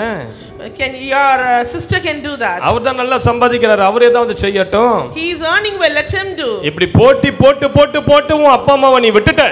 You have had a competition like this and you have left your father and mother. நான் சொல்றேன், அது நல்லது கிடையாது. I tell you that is not good. நீ எதை விதைக்கிற நாளைக்கு உன் பிள்ளைகள் உனக்கு அதை விட 10 மடங்கு கொண்டு வருவாங்க. Whatever you sow you shall reap 10 times that. கர்த்தர் அதை உன் வாழ்க்கையில திருப்புவார். The Lord shall bring that into your family. நீ இன்றைக்கு உன் மாமனார் மாமியாரை எப்படி பார்க்கறியோ உங்க அப்பா அம்மா அதே மாதிரி தான் உன் பிள்ளைகள் நாளைக்கு உன்னை பார்க்க போறாங்க. The same way you take care of your in-laws, the same way your children will also take care of you. ஏன்னா அந்த வேதனை என்ன என்பது உனக்கு தெரியணும்ல. Because you should know what that pain is. தனிமைப்படுத்தப்பட்டு இருக்கிற வாழ்க்கை என்ன என்பது உனக்கு தெரியணும்ல. You should know what it is to be left alone. கர்த்தர் அதை உன் வாழ்க்கையில சரி கட்டுவார். The Lord will do that in your life. நீ அன்போடு இருந்து பாரு, உன் பெற்றோர்கிட்ட அன்பு வைத்து பாரு, உன் வாழ்நாட்கள்ல உன்னை சுற்றில இருக்கிற எல்லா பிள்ளைகளும் உன் மேல் அன்பு காட்டும்படியா கர்த்தர் செய்வார். If you are loving towards your parents, the Lord will ensure that your children are loving towards you. Hallelujah. Hallelujah. எத்தனை பேருக்கு புரியுதா நான் சொல்றது? How many of you can understand? அடுத்தது இந்த நூற்றுக்கு அதிபதியினுடைய அடுத்த ஒரு காரியம் என்ன? What was the next thing of the centurion? அவனுக்குள்ள ஒரு ஆத்தும பாரம் இருந்தது. The centurion had a burden for the souls. அவனுக்குள்ள ஒரு ஆத்தும பாரம் இருந்தது. He had a burden for the soul. அவன் எவ்வளோ மருந்து மாத்திரைலாம் இந்த வேலைக்காரனுக்கு வாங்கி கொடுத்து அவன் சுஸ்தமாகல. He had spent money for the medicines, but that has not healed this person. எல்லா டாப் டாக்டரையும் அவன் கண்டிப்பா பார்த்திருக்கணும். He should have definitely visited the doctors, top doctors. ஏன்னா அவன் நூற்றுக்கு அதிபதி. Because he's a centurion. அவனுக்கு சகல அதிகாரங்களும் உண்டு. He had all authority. அவன் கூப்பிட்டா எல்லாரும் வந்து மருத்துவம் பார்த்து தான் ஆகணும். If he calls, everybody should come to do to check on his servant. எல்லாவற்றையும் முயற்சி செய்து அவன் கடைசியா ஒரு தீர்மானத்துக்கு வரான். இந்த வியாதியஸ்தனுக்கு இனி இயேசு தான் தேவன்ற ஒரு முடிவுக்கு வரான். He had tried everything, but at the very end he came to a conclusion that this sick person needs Jesus alone. மரண அவஸ்தையில இருக்கிற தன் வேலைக்காரனுக்கு இனி இயேசுவை விட ஒரு சிறந்த மருத்துவர் கிடையாது என்கிற ஒரு முடிவுக்கு வருகிறான். He came to a conclusion that the best medicine to this person is not just doctors but the Lord himself. அது மாத்திரமல்ல, யூதர்கள் இயேசுவிடத்தில் சொல்லுகிறார்கள், இவன் நமக்கு ஒரு ஜெபாலயத்தை கட்டி கொடுத்து Not only that, the Jews told Jesus he has also built us a synagogue. தேவனுடைய சமூகத்தில் வந்து ஆண்டவரை ஆராதிக்கிற ஒரு ஜெபாலயத்தை கட்டி கொடுத்திருக்கிறார். He has also built a synagogue where people can come and praise and worship the Lord. ஜனங்களை தேவனண்டையிலே சேர்க்கக்கூடிய ஒரு ஜெபாலயத்தை கட்டி கொடுத்திருக்கிறார். The people are saying that he is coming, he has built a place where people can gather and worship. தன் வேலைக்காரனுக்காக இவன் இயேசுவை நோக்கி கூப்பிட்டார். He cried unto the Lord for the sake of his servant. இன்றைக்கு பாவம் என்கிற வியாதியில் அநேகர் உண்டு. Today many people are in the sickness of sin. அவர்கள் கட்டவிழ்க்கப்பட்டு நீ இயேசுவை நோக்கி கூப்பிடுகிறாயா? Today are you crying that those sinners may be saved? பாவம் என்கிற மரண அவஸ்தையில இருக்கிற ஜனங்களுக்காக நீ ஆண்டவரை நோக்கி கதறுகிறாயா? Are you crying unto the Lord for people who are in great sin and the verge of death because of sin? அவர்கள் கட்டவிழ்க்கப்பட கண்ணீர் சிந்தி அந்த ஜனங்களுக்காக நீ ஆண்டவருடைய சமூகத்தில் காத்திருக்கிறாயா? Are you crying and waiting in the presence of the Lord that they may be saved? நூற்றுக்கு அதிபதி பாரம் நிறைந்த ஆத்தும பாரம் நிறைந்த ஒருவனாய் இருந்தான். This centurion was filled with a burden for souls. பல ஆண்டுகளுக்கு முன்பதாக ஸ்காட்லாந்து தேசத்திலே In many years ago in the country of Scotland பயங்கர இருள் இருந்தது. there was great darkness everywhere. பாவம் கொடிகட்டி ஆடியது. There was sin all over the place. அந்த நேரத்துல தான் அந்த ஸ்காட்லாந்துடைய ரட்சிப்புக்காக ஜான் நாக்ஸ் என்கிற ஒரு தேவ மனிதரை கர்த்தர் எழுப்பினார். That is when there was a man of God called John Knox who was there for the work. Scotland தேசத்தினுடைய ரட்சிப்புக்காக ஜான் நாக்ஸ் இரவும் பகலும் கண்ணீர் சிந்தி அழுதாராம். John Knox prayed for the salvation of Scotland day and night. பல இரவுகள் உபவாசித்து ஜெபித்து கொண்டிருந்தார். He fasted and prayed for many nights. அவருடைய மனைவி ஜான் நாக்ஸ் இடத்துல வந்து சொன்னார்கள், ஏங்க கொஞ்சமாவது சாப்பிட்டு படுத்து ரெஸ்ட் எடுங்கன்னு சொன்னாங்க. His wife was concerned about him and said, can't you eat and sleep for some time? கொஞ்சமாவது உங்க உடம்புக்கு இளைப்பாறுதலை கொடுங்க. Can't you give your body some rest? She said. இரவும் பகலும் கண்ணீர் சிந்தி அழுது புலம்பிக் கொண்டிருந்தார். For day and night he was crying in the presence of the Lord. அந்த தேசத்திலே இரத்த வெறி பிடித்த ராணி மேரி என்று சொல்லி ஒருவள் இருந்தாள். There was a Queen Mary in that town who was bloodthirsty. அவ என்ன பண்ணா, ஜான் நாக்ஸை அரெஸ்ட் பண்ணி தூக்கி ஜெயில்ல போட்டுட்டா. She arrested John Knox and imprisoned him. John Knox சிறைச்சாலையிலும் ஜெபித்துக் கொண்டிருந்தார். John Knox was praying in the prison as well. சிறைச்சாலையில இப்படி ஜெபித்தாரா? He prayed like this in the prison. Give me Scotland or I shall die. எனக்கு Scotland தாங்க இல்லனா நான் மரிக்கிறேன். எனக்கு ஸ்காட்லாந்து தேசத்தை தாரும், இல்லை என்றால் நான் மரிக்கிறேன். He prayed saying, give me Scotland or I shall die. கண்ணீர் சிந்தி ஜெபித்தார். He cried and prayed. அந்த மதர், அந்த இரத்த வெறி பிடித்த அந்த ராணி மேரி இவ்வாறு சொன்னாள். Queen Mary told him like this. John நாக்ஸை ஜெபிக்க வேண்டாம் என்று சொல்லுங்கள். She said, ask John Knox not to pray.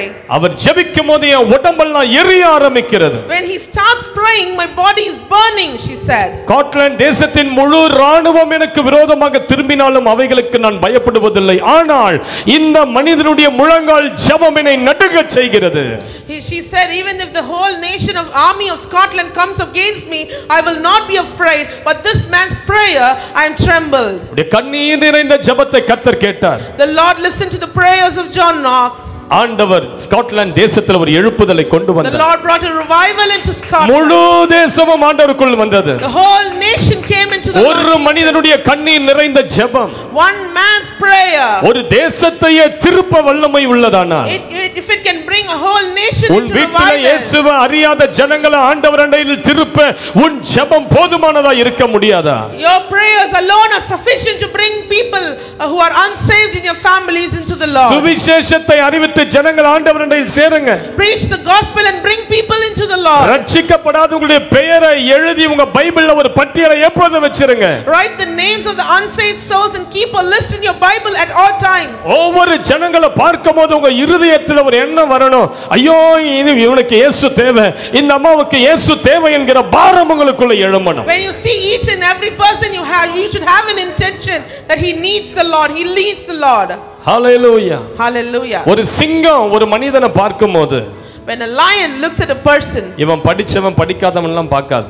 it will not see if he is educated or not. இவன் நாடாரு இவன் கோனாரு எல்லாம் பார்க்காது. It will not see what caste he belongs to. இந்த ஜாதி அந்த ஜாதின்னு சிங்கம் பார்க்காது. The lion will not see what caste he இவன் belongs வெள்ளக்காரன் கருப்பன் எல்லாம் பார்க்காது. to. He will not see if he is of whatever race he இவன் is. ஏழை பிச்சைக்காரன் எல்லாம் பார்க்காது. It will not see if he is rich or poor. அது பார்வையில அவன் ஒரு It will just look at the person as a prey.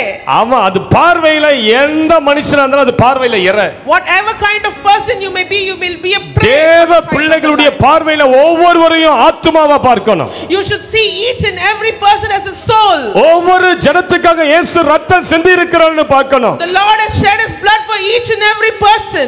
ஆண்டவரே ஒவ்வொரு ஜனங்களை ஆண்டவருக்குள்ள அழைத்து கொண்டு வருகிற அந்த பாரத்தோடு ஜனங்களை பார்க்கணும். You should have the burden of bringing each and every person into the Lord. இவர்கள் இயேசுவுக்கு தேவை என்கிற பார்வையில பாருங்க. You should look at a person thinking that they are necessary for the Lord. சொல்ற இந்த பூமியில ஆத்தும அறுவடையை தவிர மேன்மையான ஒரு ஊழியம் பூமியில ஒண்ணுமே கிடையாது. I tell you there is nothing more beneficial than the burden for souls. பரலோகம் போறதுக்கு முன்னாடி Before you go into heaven, ஒரு 10 பேரையாவது ஆயத்தம் பண்ணி வச்சிட்டு போ. You should at least prepare 10 people into the Lord on earth before you go. At least உன் பேரை சொல்லி ஒரு 10 பேர் பரலோகத்துல நுழையட்டும். Let at least 10 people tell your name and enter into heaven. Hallelujah. Hallelujah. எத்தனை பேருக்கு புரியுது நான் சொல்றது? How many of you can understand? இதுவரைக்கும் நீங்க சுவிசேஷம் அறிவிக்கலனா இந்த மாதம் சுவிசேஷம் அறிவிக்க ஒப்புக்கொடு. If you have not preached the gospel till now, you should commit yourself to preach the gospel. சுவிசேஷம் அறிவிக்க ஆண்டவர்கிட்ட அந்த boldness கேட்கணும். You should ask God for the boldness to preach the gospel. பயந்துட்டு இருக்க கூடாது. You should not be afraid. ஐயா இவன் பார்க்கிறதுக்கு படிச்சவன் மாதிரி தெரிவான். நிறைய பேர் நம்ம படிச்சவங்க கிட்ட சேர மாட்டோம் பாருங்க. Many people will not have a friendship with educated people. ஏதாவது கேள்வி கேட்க போறான்.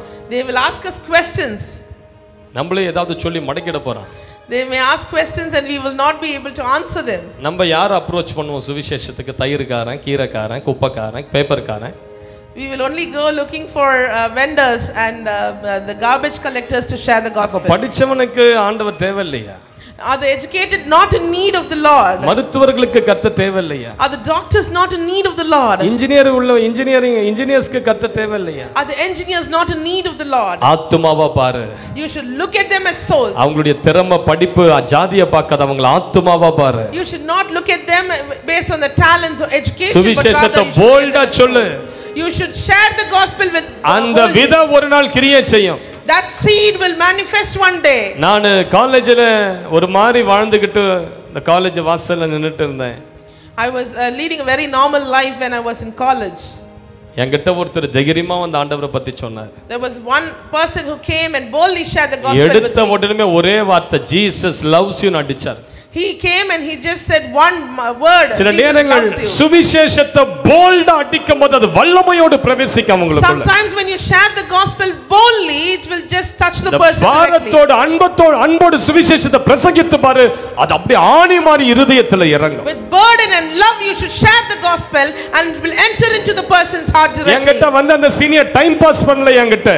That senior who came to me was not trying to time pass with me. உன் பேர் என்ன, நீ எங்க இருந்து வர, என்ன படிக்கிறேன்னா டைம் பாஸ் பண்ணி பேசிக்கிட்டு இல்ல. He was not asking me who are you, from where are you coming or what you do. எடுத்த உடனே ஒரே ஆட்டி இயேசு உன்னை நேசிக்கிறார். The first thing he told me was Jesus loves you. இந்த கூட்டத்தில் நிற்க வேண்டிய பையன் இல்ல, நீ ஆண்டவருக்காக எழும்பி பிரகாசிக்க வேண்டியவன். He said you are not going to be standing with this crowd but the Lord has better plans for you. அந்த ஒரு வார்த்தை என் இதயத்தை உடைத்தது. That one word touched my heart. அந்த ஒரு சுவிசேஷம் என் வாழ்க்கையை புரட்டி போட்டது. That one gospel transformed my life. அதனால தான் இன்றைக்கு ஆயிரமான ஜனங்கள் என் மூலமாய் ஆண்டவரை பார்க்க முடிகிறது. That is why today many people are able to look unto the Lord. ஆயிரங்களுக்கு கர்த்தர் ஆசீர்வாதமாய் மாற்றி விட்டார். The Lord has transformed me to be a blessing for others. ஒரு சுவிசேஷம், it was just one gospel. இயேசுவை நேசிக்கிறார் என்று சொன்ன ஒரு வார்த்தை என் வாழ்க்கையை மாற்றியது. It was just one word he said that the Lord loves me and that transformed my life. எவ்வளவு ஜனங்களை சந்திக்கிறீங்க. You are meeting many people each day. இந்த ஒரு வார்த்தையை சொல்லுங்க, இயேசுவை நேசிக்கிறார்னு சொல்லுங்க. You can just tell them Jesus loves you. உனக்காக இயேசு மரித்தார்னு சொல்லுங்க. You can tell them Jesus died for your sins. அவன் என்ன நினைக்கிறான் நினைக்கலது கவலைப்படாதீங்க. Whatever he thinks you should not be afraid of it. உன் கவலையெல்லாம் இயேசு மாற்றுவார் brother. You can say the Lord transforms all your sorrow. Hallelujah. Hallelujah. நீ எந்த தெய்வத்தை வேணாலும் கூப்பிடு, எனக்கு கவலை இல்ல. You can worship any god, I don't mind. நான் சொல்லுகிற இயேசு உன் வாழ்க்கையை புரட்டி போட வல்லவர். But the Jesus whom I preach is sufficient to transform your life. வாழ்க்கையை ஆசீர்வதிக்க வல்லவர் என்று சொல்லி பாருங்க. He is sufficient to bless your life. யாருக்கு தெரியும் அந்த ஆத்துமா DGS தினகரனா எழும்பலாம். Who knows that person may rise up like DJs. அடுத்த மோகன் C லாசரஸா எழும்பலாம். That person may become the next Mohan C. அடுத்த பெனினா எழும்பலாம். That person may become the next Benny எனக்கு Hill. சுவிசேஷத்தை அறிவிக்கும்போது அந்த பிரதர் நினைச்சாரா ஊழியத்துல நான் இப்படி இருப்பேன்னு சொல்லி. When he shared the gospel, did that senior think that I will become a man of God? ஆயிரமான ஜனங்கள் வந்து இந்த பையன்கிட்ட விடுதலை வாங்குவாங்கன்னு அவர் நினைச்சாரா? Would he have thought that many people are going to come for deliverance ministry to him? எப்படி ஊழியம் பெருகும்னு அவர் நினைச்சா சொன்னாரு சுவிசேஷம் இல்ல. Did he think that the ministry is going to expand when he shared the gospel? இங்க போடுற அந்த சுவிசேஷம் சாதாரணமானதல்ல. Whatever gospel you sow, it is not an ordinary thing. ஒரு விதைக்குள்ள லட்சக்கணக்கான பழங்கள் மறைஞ்சிருக்குது. There are millions of fruits that are hidden inside a seed. உனக்கு தெரியாத அந்த நபர் மூலமா ஆண்டவர் எவ்வளவு ஆயிரங்களை ரட்சிக்க போறாருன்னு சொல்லி. You don't know how many people are going to be transformed through that person. ஆண்டவரை பத்தி சொல்லுங்க உங்க வீட்டாருக்கு.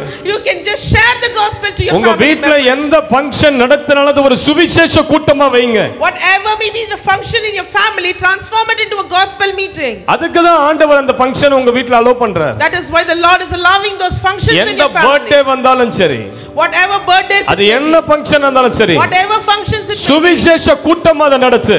transform it into gospel meeting. சும்மா பார்ட்டி பண்ணிக்கிட்டு மேக்கப் போட்டுக்கிட்டு நகையை காட்டிக்கிட்டு இதெல்லாம் வேணாம். இந்த ஃபிலிம்லாம் நமக்கு வேணாம்.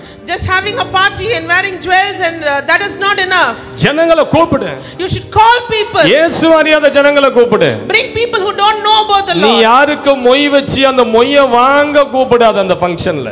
Don't just invite people just to receive what you have given to them. 500 ரூபாய் மொய் வச்சிருக்க இந்த அம்மா. That lady has given us 500 rupees. அந்த 500 ரூபாய் வாங்க 1000 ரூபாய் செலவு பண்ணி கார்ல போவோம் பத்திரிக்கை வைக்க. We will spend 1000 rupees and go to their house to invite them. நம்ம 500 ரூபாய் வச்சிருக்கோம் அந்த குடும்பத்துக்கு மொய் வாங்காததா எப்படி? We have given them 500 rupees. How is it that we don't get that gift again? வாயில வருது எனக்கு கண்ட்ரோல் பண்ணிட்டு இருக்கேன். இயேசு அறியாத ஜனங்களை கூப்பிடுவோம் வீட்டு ஃபங்க்ஷனுக்கு. Call the unsaved souls into your family for மிஞ்சி போனா functions. உனக்கு என்ன ஒரு 20,000 30,000 50,000 1 லட்சம் ரூபாய் வரமா காசு? You may மொய் receive காசு. whatever gifts you receive, maybe 20,000 or அது ஒரு 15,000. ஆத்துமா ரட்சிப்புக்கு அது இணையாகுமா? It is not comparable to the salvation of a single soul. எந்த ஃபங்க்ஷன் வச்சாலும் அந்த சுவிசேஷ கூட்டமாவை, Whatever function you have in your family, let it be a இயேசுவின் அன்பை குறித்து பிரசங்கிக்கிற ஒரு கூட்டமாவை.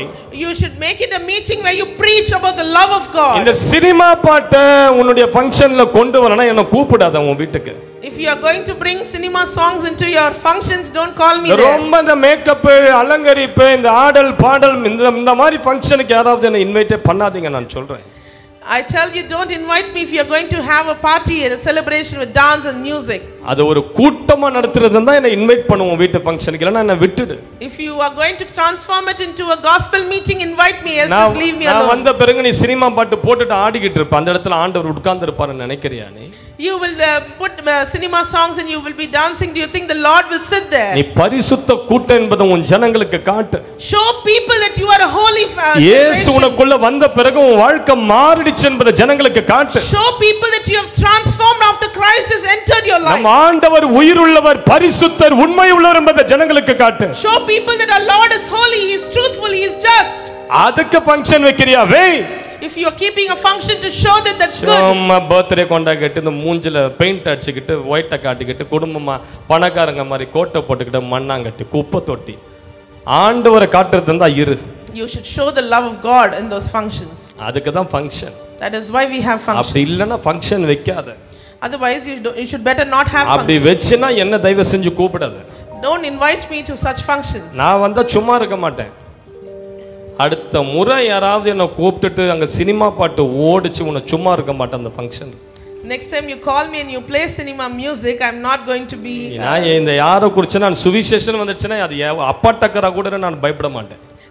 when it comes to gospel, I'm not afraid of anyone. அந்த இடத்துல வெளுத்து வாங்கிட்டு தான் வருவான் உன்னை. I will not leave you alone. அதோட ஏன்டா இவனை கூப்பிட்ட நீ பல நாட்கள் அதை யோசிச்சு சோறிய தின்ன மாட்டேன். அப்படி ஆக்கிரமம் உன் ஃபங்க்ஷனை. சுவிசேஷ கூட்டமாவே. It should be a gospel meeting. ஆத்துமாக்கள் அந்த இடத்துல ஆதாயப்படுத்தணும், அதுக்கு அந்த ஃபங்க்ஷனை நடத்து. You should gather unsaved souls, and that is what is important. நூற்றுக்கு அதிபதி அவனுக்குள்ள ஒரு ஆத்தும பாரம் இருந்தது. The centurion had a burden for the souls. அவன் இயேசுவை கூப்பிட்டான். He called Jesus. ஏன் அவன் ஒருத்தன் வியாதியில மரிக்க கூடாது? Because he did not want one person to die. அவன் இயேசுவின் வல்லமை அனுபவிக்காத மரிக்க கூடாது. He should not die without experiencing the power of the Lord. அது ஆண்டவருக்கு தொட்டது. That is what touched the Lord. எழுந்து மடமடன்னு போனார். He went directly to his house. மடமட நடந்து எங்க போனாரு? Where did he go? அவன் வீட்டுக்கு பக்கத்துல போயிட்டார். He went near his house. நான் முதல்ல சொன்னேன் அவன் அன்புள்ளவன். The first thing I said, he was a loving person. இரண்டாவது சொன்னேன் அவன் ஆத்தும பாரம் நிறைந்தவன். Second, I said he had a burden for the soul. மூன்றாவது அவன் இத எல்லாத்தையும் தாண்டி ஒரு பெரிய காரியத்தை செய்றான். The third thing, he did a bigger thing than the other two. அது ஆண்டவரை இன்னும் தூக்கி வாரி போட்டுடுச்சு.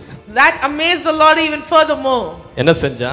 What did he do? லூக்கா 7:6 எடுத்து வாசிப்போம். Let's read Luke chapter 7 verse 6. அப்பொழுது இயேசு அவர்களுடனே கூட போனார். வீட்டுக்கு சமீபமான போது நூற்றுக்கு அதிபதி தன் சிநேகிதரை நோக்கி, நீங்கள் இயேசுவினிடத்தில் போய், ஆண்டவரே நீர் வருத்தப்பட வேண்டாம், நீர் என் வீட்டு வாசலுக்குள் பிரவேசிக்க நான் பாத்திரன் அல்ல, நான் உம்மிடத்தில் வரவும் என்னை பாத்திரனாக எண்ணவில்லை. போதும். இப்ப யோசிச்சு பாருங்க, இயேசு மடமட நடந்து அவன் வீட்டு பக்கத்துல போயிட்டார். The Lord went not far from his house. திடீர்னு ஆட்கள் அனுப்புறான்.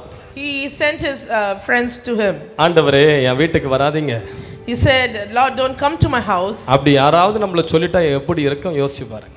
If someone tells us like that, how will we feel? உங்களை ஒருத்தவங்க சொல்றாங்க, அப்பா நைட் டின்னருக்கு வீட்டுக்கு வந்துருன்னு சொல்றாங்க, குடும்பமா வாங்கன்னு கூப்பிடுறாங்க. They said, come to my house for dinner. They நீங்க invite you பட்டு for dinner. புடவை, புது ஷர்ட், அப்படியே மேக்கப், அப்படியே காரெல்லாம் ஓலெல்லாம் புக் பண்ணி அவன் வீட்டு தெருவாண்ட போயிட்டீங்க. You've gone to his street after getting ready for the dinner. திடீர்னு ஒரு ஃபோன் வருது. Suddenly you receive a call. ஏம்மா வீட்டுக்குள்ள வராத. Don't come to my house. நீ வரதுக்கு என் வீடு நீ வர அளவுக்கு என் வீடு அவ்வளோ பாத்திரமான வீடு அல்ல. If they say I am not worthy, my house is not worthy to have you.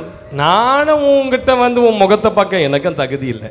I am not worthy to come to you and look at you on face. எப்படி சுரு நேரம் பாருங்க. How angry we will feel. நம்மள என்ன பண்ணுவோம்? What will we do? அந்த இடத்துல Bible அடிச்சு ஒரு சத்தியம் பண்ணுவோம். இனி செத்தாலே இவன் வீட்டு பக்கம் வரக்கூடாது. At that moment we will make up a decision and say, I will never go near this அவன் வீட்டு வாசல்ல house. மிதிக்க கூடாது. I will never go near his house. செத்தால அவன போன்ல நம்ம பேசக்கூடாது. Black. We will block their numbers and we will make a decision not to meet them ever again. பண்ணுவோமா பண்ண மாட்டோமா? Will we do that or not? நான் ரொம்ப பண்ணுவேன். நல்லா கேளுங்க. அவன் எவ்வளவு அழகா சொல்றான் பாருங்க. How beautifully he says. வீட்டு பக்கத்துல வந்துட்டார். He has come very close to the house. இயேசு வீட்டுக்கு வருவார்னு சொல்லி லட்சக்கணக்கான ஜனங்க காத்துக்கிட்டு இருக்கான். There are many other people who are waiting for the Lord to come to their house. நானே இப்ப நிறைய வெளி மீட்டிங் எல்லாம் போகும்போது When I go to many outside meetings, நிறைய பேர் வந்து கேட்கிற ஒரு பொதுவான விஷயம். many people ask one common thing. எங்க வீட்டுக்கு ஒரு முறை வாங்க. Just come to my house just once. ஒரு முறை எங்க வீட்டுக்கு வந்து ஒரு லஞ்ச் டின்னர் சாப்பிடுங்க. Come to my house for lunch or dinner. எவ்வளோ வசதியானவங்க எல்லாம் ஃபோல்ட் பண்ணுவாங்க. There are many wealthy people who call me for that. பெரிய பெரிய பில்டர்ஸ்லாம் கால் பண்ணி இருக்காங்க. There are many builders who have called me. உயர் அதிகாரிகள் ஃபோன் பண்ணி இருக்காங்க. There are many authorities who have called me. ஒரு முறை எங்க வீட்டுக்கு வாங்க. They've just said come home once. அவங்களுக்கு ஒரு சந்தோஷம். பாஸ்ட் வந்து ஜெபம் பண்ணா காரியம் மாறும். ஆண்டவர் ஏதோ ஒரு மாற்றத்தை செய்வாருன்னு ஒரு நம்பிக்கை தான். They have a hope that if pastor comes home and prays for us, things will transform, situations will transform. யோசிச்சு பாருங்க, இயேசு வீட்டுக்கு வரான்னா சும்மாவா? If that is the case with me, then what will be the case with Jesus? அந்த ஒரு சான்ஸை miss பண்ணா இனி சான்ஸே இயேசு வீட்டுக்கு வர போறதே கிடையாது. அதுதான் ஒரே chance. It was his only chance to have Jesus inside his house. நீங்களும் நானும் தான் என்ன பண்ணிருப்போம்? இயேசு வந்துட்டாரு, வீட்டு பக்கத்துல வந்துட்டாருன்னா எவ்வளவு சந்தோஷம். என்னன்னு செஞ்சு நான் வீட்டுக்கு வரனாலே கறி மீனுன்னு போட்டு ஒரு மாதிரி கொன்னுடுறீங்க. இயேசு வரேன்னு சொன்னா சும்மாவா அனுப்புவோம்? ஆனா அப்படியாப்பட்ட ஒருவரை வராதீங்கன்னு ஒருத்தன் சொல்றான் பாருங்க, எப்படிப்பட்ட ஆளா இருக்கணும் இவன். What we would have done in such a situation is we would have been extremely happy and we would have prepared a huge feast for the Lord, and because it would be our only chance to have Jesus in our house. அவன் என்ன சொல்றான் ஆண்டவர்கிட்ட? ஆண்டவரே, என் வீட்டுக்கு வருவதற்கு என் வீடு தகுதியானது கிடையாது. He said, Lord, trouble not thyself, for I am not worthy that thou should enter my house. நானும் உங்ககிட்ட வர நானும் தகுதியானவன் கிடையாது. Neither am I worthy to come and meet you. பொன்னான வாய்ப்பு இயேசு வீட்டுக்கு வருவது என்பது. It was a golden opportunity for this man. அவன் ஒரு நூற்றுக்கு அதிபதி. He was a centurion. அவன் நினைச்சிருந்தா இயேசுவை வீட்டுக்கு வரவழைத்து ஒரு நல்ல டின்னர் கொடுத்து தன் வீட்டின் சகல காரியத்தையும் சுத்தி காட்டி, வீட்டை பார்த்தீங்களா இயேசுவே, எப்படி சோஃபாலாம் எப்படி இருக்குது, பீரோலாம் எப்படி இருக்குது, எவ்வளோ பெயிண்டிங் பார்த்தீங்களா, எப்படி இந்த வாலெல்லாம் எப்படி நம்மளாம் இருந்தால் சும்மா ஒரு 4க்கு 4 வீட்டையே, ஒரு 10க்கு 10 வீட்டையே சுற்றி 10 வாட்டி காமிப்போம் ஆட்களுக்கு. இது இந்த பெயிண்டிங் பார்த்தீங்களா, அது பார்த்தீங்களா, இந்த ஃபேன் பார்த்தீங்களா. அவன் நினச்சிருந்தா பயங்கர scene போட்டுருக்கலாம். He was a centurion, and therefore he had the opportunity to invite Jesus into his house, and he could have prepared Jesus a great feast and taken Jesus on a tour around his house and showed him everything that he owned. But he missed it. ஆனா அவன் சொல்றான், நான் தகுதி இல்ல ஆண்டவரே.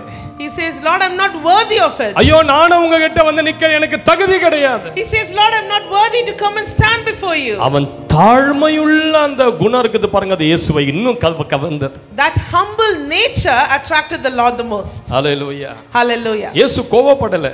The Lord was not angry. இயேசு கோபப்படல. The Lord was not angry. ஆண்டவர் அந்த தாழ்மையை பார்த்தார். The Lord looked at that humbleness. அவன் இயேசுவை அவமதிக்கல.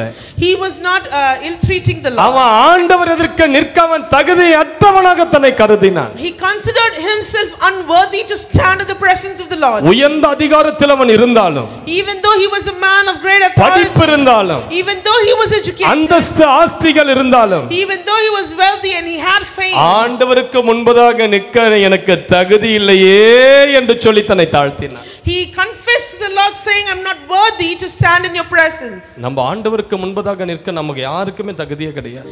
Not one of us here have the worth to stand before the Lord. ஆண்டவர் எல்லாம் நம்ம கூப்பிடணும்னா சாஷ்டாங்கமா மண்ணு தரையில படுத்துட்டு தான் அவரோட கூப்பிடணும். If we have to invite the Lord, we should lie down flat on the floor and invite the Lord. ஆண்டவர் அவ்வளவு பெரியவர். He is such a great Lord. ஆண்டவர் அவ்வளவு வல்லவர். He is so mighty. அவருக்கு முன்பதாக நம்ம நிற்க யாருக்குமே தகுதியே கிடையாது. Nobody is worthy enough to invite God. பரலோகத்தில் அவருக்கு முன்பதாக இருக்கிற 24 மூப்பர்கள் அவருடைய கிரீடங்களை கழட்டி அவர் பாதத்தில் வைத்து சாஷ்டாங்கமாய் பணிந்தவரை தொழுது கொள்கிறார்கள். Even the elders in the presence of the Lord take their crowns and keep it aside and fall at the feet of the Lord and praise him. ஆண்டவருக்கு முன்பதாக நமது மேன்மை, அழகு, படிப்பு இதெல்லாம் ஒண்ணுமே இல்லங்க. Our glory and beauty and our education is of no use in the presence of the உங்கள் Lord. ஆண்டவருக்கு முன்பதாக தாழ்த்துங்க. அதுதான் கர்த்தர் பார்வையில் மேன்மையானது. You should humble yourself in the presence of the Lord, and that is what is considered great. பல ஆண்டுகளுக்கு முன்பதாக Many years ago, south ஆப்பிரிக்காவில் in South Africa, கருப்பின மக்கள் பயங்கரம் ஒடுக்கப்பட்டார்கள். the black people were made slaves. இந்த வெள்ளையர்கள் கருப்பின மக்களை நெருக்கி ஒடுக்கினார்கள். The white people took over the black people as slaves. அவர்களுக்கு எந்த அங்கீகாரமும் தேசத்துல கிடையாது. They had no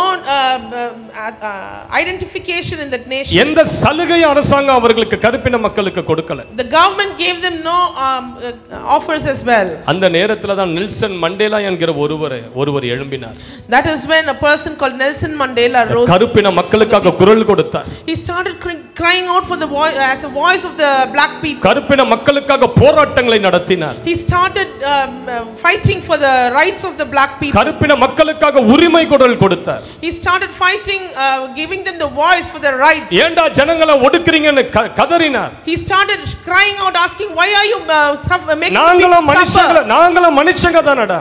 He said, we are also humans. கருப்பா இருக்கிறதுனால எங்களை ஏன் இப்படி சித்திரவதை பண்றீங்க? Just because you are black, why are you torturing us like this? கருப்பின மக்கள் அடிமைத்தனத்திலிருந்து விடுதலையாக்க போராடினார். He struggled so much to deliver the people from the slavery. அவரை தூக்கி ஜெயில்ல போட்டாங்க. They put him in prison. எவ்வளவு ஆண்டுகள் தெரியுங்களா? Do you know how many years? 27 ஆண்டுகள் ஜெயில்ல இருந்தார். For 27 years he was in prison. 27 ஆண்டுகள் ஜெயில்ல இருந்தார். For 27 years he was in ஜெயில்ல அவரை prison. பயங்கர சித்திரவதைப்படுத்தினார்கள். In the prison they tortured him so much. பயங்கர வெயில் ஏறின நேரத்தில் அவரை கொண்டு போய் பெரிய கற்பாறைகளை உடைக்க சொல்வார்கள்.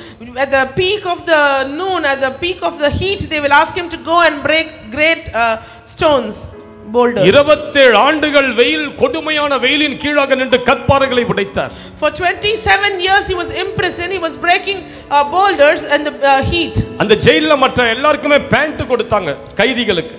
All the other prisoners had pants to ஆனா wear. நெல்சன் மண்டேலாக்கு மாத்திரம் முழங்காலுக்கு மேல ஒரு சின்ன ஷார்ட்ஸ் கொடுத்தாங்க. But Nelson Mandela was given a shorts. இரவு நேரங்களில் குளிர் தாங்காம நடுங்கணும் சொல்லி. During the night times he used to suffer from the cold. இரவெல்லாம் கொசுக்கடி குளிர்ல பயங்கர வேதனைப்பட்டார். He was suffering from the bites, mosquito bites, and from cold during the night. Nelson Mandela ஆண்டவர் மேல பயங்கர பற்று கொண்டவர். Nelson Mandela had a great love for the Lord. சிறைச்சாலையில பைபிளை இரவும் பகலும் வாசித்துக் கொண்டிருந்தார். Day and night he was reading the Bible in the prison. அவருக்கு ரொம்ப அதிகமாய் பிடித்த வசனம் யோசுவா 1:9 வசனமா. The verse he liked the most was Joshua 1:9. 27 ஆண்டுகள் தன் ஜனங்களுடைய ரட்சிப்புக்காக மீட்புக்காக கண்ணீர் சிந்தி ஆண்டவருடைய சமூகத்தில் ஜெபித்தார். For 27 years he was crying for the freedom of his people. தன் சிறையில் இருந்த மற்ற எல்லாருக்கும் அவர் கல்வி கற்றுக் கொடுத்தாராம் உள்ள. He started educating all the other prisoners who were along with him. அந்த ஜெயிலிய யூனிவர்சிட்டியா மாத்திட்டார். He transformed the prison into an university. 27 ஆண்டுகள் கழித்து விடுதலையாக்கப்பட்டார். After 27 years he was freed. வெளியே வந்து 4 ஆண்டுகள் கழித்து சவுத் ஆப்பிரிக்கா தேசத்தினுடைய முதல் கருப்பு ஜனாதிபதியாக அவர் தேர்வு செய்யப்பட்டார். 4 years after coming out of the prison, he became the first black president of independent South Africa. ஜனாதிபதி பதவி ஏற்பு விழாவில் யாரெல்லாம் அவரை சிறையில் ஒடுக்கி அடித்தார்களோ அவர்கள் எல்லாரையும் அழைத்தார். He invited all the enemies and the officers who had tortured him in the prison. யாரெல்லாம் அவருக்கு விரோதமா இருந்தாரோ ஒவ்வொரு ஜனங்களையும் அழைத்தார். He invited everyone who was against him. தன் கைகளால் அவர்களுக்கு உணவு பரிமாறினார். And he served them food. அவர்கள் ஒவ்வொருவரையும் தாழ்மையை பார்த்து அசைந்து போனார்கள். They were all broken by the love that he showed them. தேவனும் அப்படிப்பட்டவர் தான். The Lord is also such a person. ஆண்டவரும் தாழ்மை உள்ளவர். The Lord is humble. தேவனுக்கு சமமாய் இருப்பதை அவர் கொள்ளையாடின பொருளாக எண்ணாமல் தம்மை தாமே தாழ்த்தினார். He did not consider himself it a gift to be close to the Lord. நான் சொல்றேன், இந்த ஊழியத்துல இருக்கிறவங்க எல்லாருக்கும் சொல்றேன், நீங்க தாழ்த்தலனா சபையை விட்டு கிளம்பிடுங்க. I tell each and every person who is in ministry, if you don't humble yourself, சபையில talent காமிக்கிற இடம் கிடையாது இது. Our church is not a place to show your talent. உனக்குள்ள கிறிஸ்துவின் சுபாவம் வளரணும். Your Christ-like nature should grow in you. ஆண்டவருடைய சுபாவத்துல வளராத நீ என்ன ஆராதனை செய்யற, ஜெபம் நடத்துற? If you don't grow in the character of Christ, then what ministry will you do? ஒருத்தர் உங்களிலும் மேலாக எண்ணணும். அதுதான் பைபிள் சொல்லுது. The Bible says you should consider your next person greater than yourself. ஒருத்தர் குறை பேசிக்கிட்டு கொண்டுகிட்டு இது சரியில்லை அது சரி, நீ கிளம்பிடு முதல்ல சபையை விட்டுன்னு சொல்றேன். If you are complaining about each other, then you can better leave the place. தாழ்மையா இரு சபையில. You should be very humble in the church. உனக்குள்ள கர்த்தருடைய அன்பை காட்டணும். You should show the love of God in the church. கர்த்தருடைய தாழ்மையை வெளிப்படுத்து. You should show the humble nature of the Lord in the church. வளராத நீ செய்யற ஊழியத்தை தூக்கி குப்பை தொட்டில போடு. If you don't grow in your Christ-like character, then it's of no use doing the work. தாழ்மை உள்ளவனை தான் கர்த்தர் ஆசீர்வதிப்பார். The Lord will bless the தாழ்மை உள்ளவன் செய்கிற ஊழியத்துல தான் மகிமை. Only when you are humble and do the ministry, there will be a blessing. தாழ்மையா இருக்கிறவனுக்கு வருகிற ஆசீர்வாதங்கள் என்ன? What are the blessings that a humble person receives? நீதிமொழிகள் 22:4 சொல்லுகிறது. In Proverbs 22:4 we see. தாழ்மைக்கும் கர்த்தருக்கு பயப்படுதலுக்கும் வரும் ஆசீர்வாதம் ஐஸ்வரியமும் மகிமையும் ஜீவனும். Humility and the fear of the Lord, humility is the fear of the Lord. Its wages are riches and honor and life. என்ன வருமாம் தாழ்மை உள்ளவனுக்கு? What comes to people who are humble? ஐஸ்வரியத்தை கர்த்தர் தருவாராம். The Lord will give them riches. மகிமையை தருவாராம். The Lord will give them honor. ஜீவனை கர்த்தர் தருவாராம். And the Lord shall give them life. பெருமை உள்ளவர்களுக்கு கர்த்தரை எதிர்த்து நிற்பார். The Lord is against the pride. Hallelujah. Hallelujah. இவனுக்குள்ள தாழ்மை இருந்தது.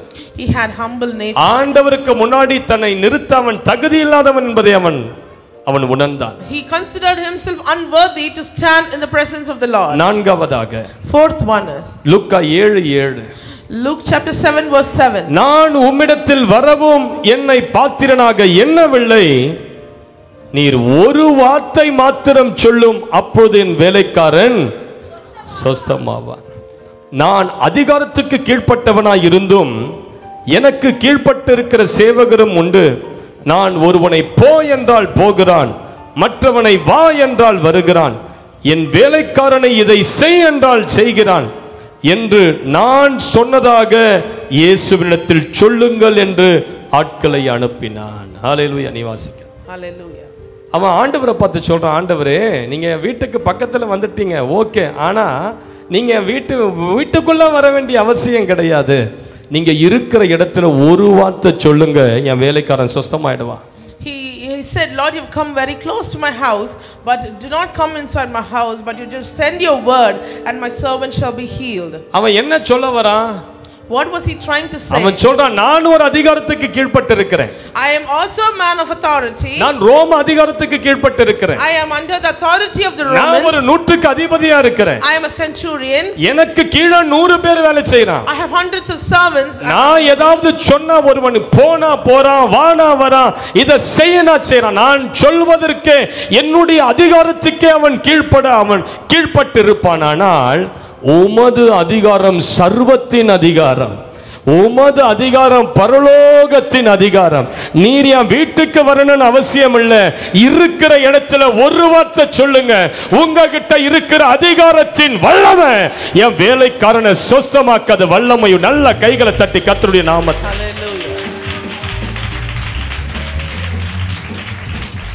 Hallelujah. Hallelujah. உங்களுக்கு அதிகாரம் உண்டு ஆண்டவரே. He said, Lord, you have the authority. என்ன ஒரு நம்பிக்கை பாருங்க அவனுக்கு ஆண்டவர் மேல. What great faith he had upon the Lord. உங்களுக்கு அதிகாரம் இருக்குது ஆண்டவரே. He said, Lord, you have the authority. மனுஷராகிய நான் சொன்னாலே 100 பேர் கீழ்ப்படியறானா?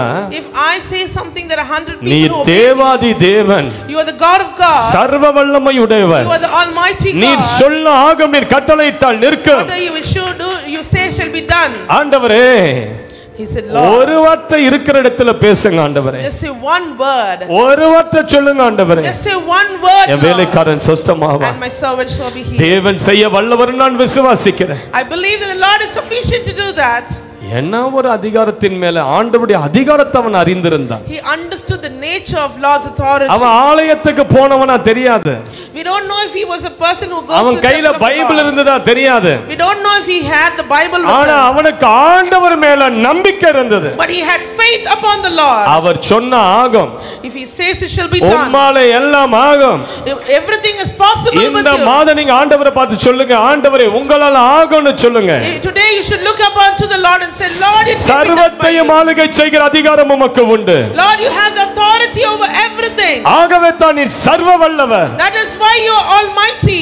என் பிசினஸ் ஆசீர்வதித்து உயர்த்த உம்மால ஆகும் ஆண்டவரே. Lord, you can bless and enlarge my business. இருக்கிற இடத்துல ஒரு வார்த்தை சொல்லுங்க, அது ஆகும். You just say one word and it shall be done. என்ன ஒரு நம்பிக்கை கர்த்தர் மேல அவனுக்கு. What kind of faith he had. ஆண்டவருடைய வல்லமையின் மேல அவனுக்கு ஒரு நம்பிக்கை இருந்தது. He had great faith in the power of the Lord. ஆண்டவர்கிட்ட இருக்கிற அதிகாரத்துல அவனுக்கு ஒரு நம்பிக்கை இருந்தது. He had great faith in the authority of the Lord. இன்றைக்கு நம்ம ஆண்டவரை நம்ம எப்படி பார்க்கிறோம்? Today, how do we see the Lord? அதுக்கு ஏற்றபடி தான் வாழ்க்கையில் அற்புதங்கள் நடக்கும். That is the same way in which we receive கர்த்தர் இதை செய்வாரோ செய்ய மாட்டாரோ நினைச்சா அது நடக்காது. If you think that this can happen or not, then it will not happen. கர்த்தருடைய சகல அதிகாரமும் உண்டு நம்புங்க. You should believe that the Lord has வாழ்க்கையின் சூழ்நிலையை மாற்ற ஆண்டவர் வல்லவர் நம்புங்க முதல்ல. You should believe that the Lord is capable to change your situations. 20ஆம் நூற்றாண்டில் ஆந்திராவில் ஒரு அம்மாவை கொண்டு ஆண்டவர் ஒரு பெரிய எழுப்புதலை கொண்டு வந்தார். In the 20th century, the Lord brought great revival in Andhra through a lady. சேஷரத்தின அம்மையார்னு அவங்க பேரு. Her name was Sesharathina Ammayar. 15 வயதா இருக்கும்போது அவங்க அப்பா அம்மா அந்த அம்மாவை கல்யாணம் கட்டி கொடுத்துட்டாங்க. When she was 15 years old, she was married off. பயங்கரம் பணக்காரங்க அவங்க. She was very rich. திருமணமானது. She got married. பயங்கர பிசாசின் போராட்டங்கள் எழும்பியது. And she was in great witchcraft. அடிக்கடி பலவீனமும் நோய்கள் அவர்களை ஆட்கொண்டது. She was having great weakness and sickness. முதல் குழந்தை எப்படியோ பிறந்துடுச்சு. She had the first child somehow. அதுக்கு பிறகு அடிக்கடி பிசாசின் அலக்கழிப்பு. After that, she was demonized very often. தெருவுல போய் நின்று பேயாடி கொண்டிருப்பாங்க. She will go into the streets and she will manifest. ஆகவே அந்த மகளுடைய அப்பா அம்மாவும் கணவரும் சேர்ந்து எவ்வளவு மந்திரவாதிகள் எடுத்து அந்த அம்மாவை கொண்டு போனாங்க. Therefore, the husband and the parents took this lady to many magicians. எல்லாரும் வந்து சொன்னாங்களா, everybody came இது and ஒரு said, பரம்பரை சாபம், இத சரி செய்ய முடியாது. they said it's a generational curse and it cannot be cured. என்னன்னா கோயிலுக்கு கூட்டி போணுமே எல்லா கோயிலுக்கும் கூட்டிட்டு போயிட்டாங்க. Whatever temples they can take her, they took her, but nothing cured. எல்லா மந்திரவாதிகிட்டயும் கூட்டிட்டு போயிட்டாங்க. They took her to many magicians. ஒருவராலையும் அந்த அம்மாவை விடுதலையாக்க முடியல. Nobody could cure her. இதன் மத்தியில இரண்டாவது ஒரு கர்ப்பம் தரித்தார்கள். Again she became conceived. அந்த பிள்ளை கர்ப்பப்பையில வளரும்போது கூடவே ஒரு கட்டியும் வளர்ந்தது. When the child was growing in the uterus, there was a tumor that grew along with it. தாங்க முடியாத வேதனை அந்த கட்டியின் நிமித்தம். Because of the tumor, she had great pain. ஒரு நாள் வேதனை தாங்க முடியாமல் துடித்து கதறினார்கள். One day, because of the great pain, she started crying out loud. மயங்கி விழுந்தார்கள். She fainted. எவ்வளோ ஹாஸ்பிடலுக்கு கொண்டு போய் எல்லாரும் கைவிட்டுட்டாங்க. They took her to many hospitals, but they couldn't heal her. கடைசி ஆந்திராவுல ஒரு கிறிஸ்தவ மிஷனரி நடத்தி கொண்டிருந்த ஒரு ஹாஸ்பிடல் கொண்டு போய் இருக்காங்க. At the end, they took her to one of the hospitals that was run by a Christian missionary. அந்த மருத்துவர் பெயர் doctor cook. His name, the doctor's name was Dr. Cook. அவர்கிட்ட கொண்டு போய் சொன்னாங்களா, எவ்வளோ ஹாஸ்பிடல் போயிட்டயா, என் மக அப்படியே தான் இருக்கிறா, அன்கான்ஷியஸா இருக்கிறா, எப்படியாவது காப்பாத்துங்க. They went to Dr. Cook and said, somehow you have to save her, she's unconscious. அவரு சோதித்து பார்த்துட்டு சொல்லிட்டாரு, இவங்களை காப்பாத்துறது கஷ்டம். He examined her and said it's difficult to save her. என்னால முடியாது. He said, I cannot do it. ஆயினும் But எனக்கு மேற்பட்ட ஒரு மருத்துவர் இருக்கிறார். But there is a greater doctor than me. அவர் நினைச்சா உங்க பிள்ளையை காப்பாத்த முடியும். If he thinks he can cure your அவங்க daughter. பேரண்ட்ஸ் சொன்னாங்களா, ஐயா எவ்வளவு லட்சங்கள் செலவானாலும் ஆயிரங்கள் செலவானாலும் அந்த மருத்துவரை கூட்டி கொண்டு வந்து என் மகளை எப்படியாவது காப்பாற்றிடுங்க. The parents said, how much ever money it takes, it's okay. Bring the doctor here to heal my daughter. அந்த டாக்டரும் கூட 40 செவிலியர்களும் சேர்ந்து அந்த சேஷரத்தின் அம்மையாருக்காக சுற்றி 2 நாட்கள் ஜெபம் பண்ணார்கள். The doctor and 40 nurses along with the doctor, they joined together and prayed for Sesharatna Ammayar for 40 days. ரெண்டாவது 40 days 2 days. Huh? 2 days. 2 days. ரெண்டாவது நாள் அந்த அம்மா கண் விழித்து எழுந்தார்கள். On the second day, the lady opened her eyes. கட்டி மறைந்தது. The tumor had vanished. குழந்தை நல்லபடியா பிறந்தது. The child was born safely. அது மாத்திரமல்ல, கணவன் மனைவி 2 பேருமே இயேசுவை சொந்த இரட்சகராய் ஏற்றுக்கொண்டார்கள். Not only that, the husband and wife, both of them accepted the Lord as the Savior. இயேசுவை சொந்த இரட்சகராய் ஏற்றுக்கொண்டது நிமித்தம் அவங்க வீட்டில் இருந்த அரண்மனை போல இருந்த வீட்டிலிருந்து வெளியே தள்ளப்பட்டார்கள். Because they accepted the Lord as the Savior, they were sent away from their house. இருவரும் வந்து குடிசை வீட்டில வாழ்ந்தாங்களாம். They started living in a very small thatched roof வீடு house. குடிசை வீடா இருந்தாலும் அந்த வீட்டுக்குள்ள ஒரு சமாதானம் இருந்தது. Even though the house was very small, there was வீட்டுக்குள்ள ரட்சிப்பு இருந்தது. There was salvation in the house. இயேசு வீட்டில இருந்தானா கொட்டாய் வீடு கூட அரண்மனை மாதிரி தான் உனக்கு தெரியும். Even if the Lord is in your house, a small house will be like a palace. இயேசுவும் வீட்டில இருக்கணும். Lord should be with you in your house. அந்த அம்மா ஜெபம் பண்ணி அந்த அம்மாவுக்கு ஆண்டவர் சுகமளிக்கிற வரத்தை கொடுத்து விட்டார். The lady kept praying again and again and again. The Lord gifted her with the gift of healing. ஒரு நாள் ஒரு விவசாயி உங்க வீட்டை தேடி ஓடி வந்து சொன்னார், அம்மா என் 2 காளைகளும் மயங்கி விழுந்து கிடக்குது, என்ன பலவீனமோ வியாதியோ தெரியல, 2 சாக கிடக்குது, நீங்க வந்து ஜெபம் பண்ணி கொஞ்சம் வாயில தண்ணி கொடுங்க அப்படின்னு சொன்னார். One day a farmer came running towards their house and said, Amma, I don't know what has happened to both my the bulls that I have. They've both fallen sick, and therefore if you can come, I don't know what kind of sickness is it, can you come and pray and give the bulls some water? அந்த அம்மாவுக்கு ஒரு எண்ணம், நம்ம ஒருவேளை தண்ணி கொடுத்து மாடு செத்து போச்சுன்னா இயேசுவை குறிச்சு இவனுங்க பயங்கரமா பேசுவானுங்களே அப்படின்னு. This lady had in thought saying that if I give water to the bulls and if they die, these people will talk very badly about the Lord. ஆனா ஆண்டவர் சொன்னாரு, But the Lord said, நான் உன் கூட இருக்கிறேன், நீ போ. The Lord said, I will be with you, you can go. இந்த அம்மா போய் விசுவாசத்துல ஜெபம் பண்ணி தண்ணீரை எடுத்து ஜெபம் பண்ணி அந்த மாட்டின் வாயில ஊற்ற 5 நிமிஷத்திலே 2 மாடை எழும்பி நின்று விட்டது. This lady went with faith and she prayed and she gave water to the bulls, and within 5 minutes both the bulls had their health restored. இந்த அற்புதம் அங்க இருக்கிற கிராமம் ஃபுல்லா பரவி போச்சு. This miracle spread across the whole village. அவ்வளவுதான், எல்லா வியாதியஸ்தர்களும் இந்த அம்மா வீட்டுக்கு தூக்கிட்டு வராங்க. Now all the village sick people in the village started coming. குருடருடைய கண்கள் திறக்கப்பட்டது. There were blind people who were செவிடர்களுடைய செவி திறக்கப்பட்டது. The deaf started hearing. முடவர்கள் எழும்பி நடக்க ஆரம்பித்தார்கள். The lame started walking. 20ஆம் நூற்றாண்டில சேஷரத்தின் அம்மையாரை கொண்டு ஆண்டவர் ஆந்திராவில் ஒரு பெரிய அசைவையை ஏற்படுத்தினார். Through Sesharatna Ammayar, the Lord brought a great revival in Andhra in the 20th century. வெள்ளிக்கிழமை உபவாச கூட்டத்தை ஆரம்பிச்சிருக்கிறாங்க. She brought Friday ஞாயிறு ஆராதனை ஆரம்பிச்சிட்டாங்க. She started Sunday meetings. அப்படி ஒரு பெரிய கூட்டத்தை அந்த அம்மா ஒரு நாள் கூட்டும்போது ஆயிரக்கணக்கான ஜனங்க வந்துட்டாங்களா. One day in one such meetings there were 1,000 people who came. அதுக்கு எதிர்ப்பு தெரிவித்த சில எதிராளிகள் 7 பழக்கப்படுத்தப்பட்ட யானையை கொண்டு வந்து கூட்டத்தை சிதறடித்தார்கள். People who were against this meeting, they brought 7 trained elephants and they sent the elephants into the meeting. எல்லாரும் அந்த அவ்வளவு ஆயிரக்கணக்கான ஜனங்களே வந்து ஓடி போயிட்டாங்க யானைகளை பார்த்த உடனே. When the people saw the elephants, they started running away. மேடையில் இருக்கிற ஊழியக்காரங்க வந்து இந்த அம்மா கிட்ட சொன்னாங்களா, The people, the men of God came and வாங்கம்மா told அப்படியே her. இறங்கி ஓடிடலாம்னு சொன்னாங்க. They said, come, let's run away. நம்ம சொன்னாங்களா, This lady இந்த said, யானைகளை சிருஷ்டித்தவரே என் ஆண்டவர் தான். she said, the one who created these elephants is my God. இந்த யானைகளுக்காக நம்ம ஏன் பயப்படணும்? Why should we be afraid of these elephants? முழங்கால் படியிட்டு மேடையில் ஆண்டவரேன்னு நோக்கி கூப்பிட்டு ஜெபம் பண்ணி இருக்கிறார். She knelt down and she called upon the name of the Lord and prayed. ஜெபம் பண்ண கொஞ்ச நேரத்துல சட்டென்று அந்த 7 யானைகளும் முன்னங்கால்களை முடக்கி தலையை தாழ்த்தி தன் துதிக்கை அப்படி வளைத்து கொண்டு கீழே உட்கார்ந்து விட்டது. All the elephants that came into the crowd, they knelt down and they lifted their trunks and they just were in the same 1.5 மணி நேரம் நம்ம பிரசங்கம் பண்ணி இருக்காங்க. இந்த யானைகள் அந்த பொசிஷனை விட்டு எழும்பவே இல்லையா. For 1.5 hours, these elephants remained in the same position, kneeling down and lying on the floor and did not move from that அந்த position. யானை பாகர்கள் அந்த யானைகளை எழுப்ப எவ்வளவு முயற்சி செய்த யானைகள் எழும்புவதாக தெரியவில்லை. The people who were taking care of the elephants tried to raise the elephants again, but they did not get up at all. 1.5 மணி நேரம் ஜனங்களுக்கு பிரசங்கித்தது அந்த யானைகள் தலையை ஆட்டி ஆட்டி ரசித்து பிரசங்கத்தை கேட்பது போல கேட்டுக்கொண்டிருந்ததா. For 1.5 hours the elephants were just nodding their heads and listening to the sermon very beautifully. 1.5 மணி நேரம் கழித்து கூட்டத்தை முடித்த உடனே அந்த யானைகள் எழுந்து எல்லாருக்கும் ஒரு குட் பை போட்டுட்டு அப்படியே அமைதியா நடந்து போய்விட்டது. After 1.5 hours when the meeting was over, the elephants stood up and waved to everybody and went away. நீ ஜெபிக்கும்போது கர்த்தர் அதை அதிகாரத்தோடு அதை செயல்படுத்துவார். When you pray with authority, the Lord shall do it for you. இந்த மாதம் உன் வாழ்க்கையை துரத்துகிற எல்லாம் உனக்கு முன்பதாக முட்டி முழங்கால் படியிடும். Today whatever you chase will kneel down before you. Hallelujah. Hallelujah. கர்த்தர் அந்த கர்த்தர் மேல இருக்கிற அதிகாரத்தை நம்பு.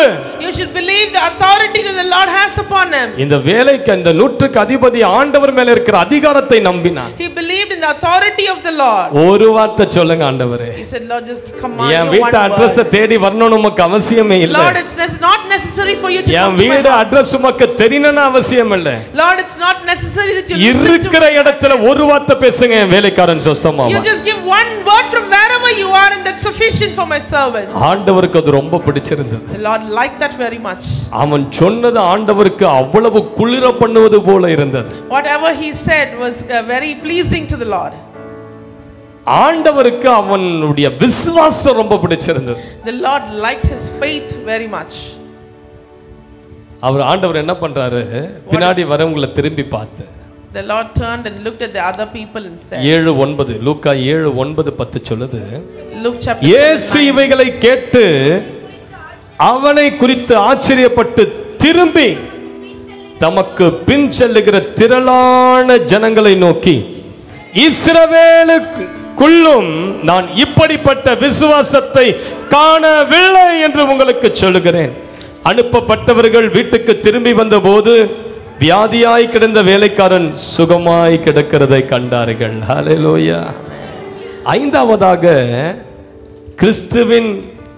கிறிஸ்துவ பிரமிப்படைய செய்தது அவனுடைய விசுவாசம். What amazed the Lord most was his faith. ஆண்டவர் இஸ்ரவேல் தன்னை பின்தொடர்ந்து வருகிற இஸ்ரவேல் ஜனங்களை பார்த்துட்டு சொல்றாரு, டேய் நான் உங்ககிட்ட தான் வந்தேன், ஆனா இப்படிப்பட்ட விசுவாசத்தை உங்ககிட்ட கூட நான் பார்க்கல. The Lord turned and looked into the Israelites and said, I came to save you, but I have not found such great faith in you. ஆண்டவர் ஆச்சரியப்பட்டாராம். The Lord was amazed at his faith. ஆச்சரியப்பட்டார். The Lord was amazed. Hallelujah. Hallelujah. எப்படிப்பட்ட ஒரு விசுவாசம் இவனுக்குள்ள, What great faith he had. எப்படிப்பட்ட ஒரு நம்பிக்கை இவனுக்கு மேல. What was the hope that he had. Bible சொல்லுது, விசுவாசம் இல்லாமல் தேவனுக்கு பிரியமாய் இருப்பது கூடாத காரியம். Without faith it is impossible to please God. மத்தேயு 17:20 சொல்லுகிறது, கடுகளவு விசுவாசம் தான் பெரிய மலைகளை பெயர்க்குமா. Matthew 17:20 says faith of the size of mustard seed can move mountains. உன் வாழ்க்கையில இருக்கிற மலைகளை போன்றதான பிரச்சனைகளை கடுகளவு விசுவாசம் பெயர்த்து தள்ளிடுவான். The problems which are the size of mountains can be moved by the faith of the size of a mustard seed. Mark 5:34 ஆண்டவர் அந்த மகளை பார்த்து சொல்கிறார், உன் விசுவாசம் உன்னை ரட்சித்தது. In Mark 5:34 the Lord looks at the lady and said, daughter, your faith has healed you. விசுவாசம் இல்லாம ஆண்டவர்கிட்ட ஒன்றையும் பெற்றுக்கொள்ளவே முடியாது. Without faith you cannot receive anything from the Lord. தேவனை தேடுகிறவர்கள் அவர் இருக்கிறார் என்றும் அவரை ஆர்வத்தோடு தேடுகிறவர்களுக்கு தகுந்த கைமாறு அளிக்கிறார் என்று நம்புவது தான் விசுவாசம். Believing that the Lord is sufficient to give for those who believe is what is faith. ஆண்டவருக்கு இவன் விசுவாசம் ரொம்ப பிடிச்சிருந்தது. The Lord liked his faith very much.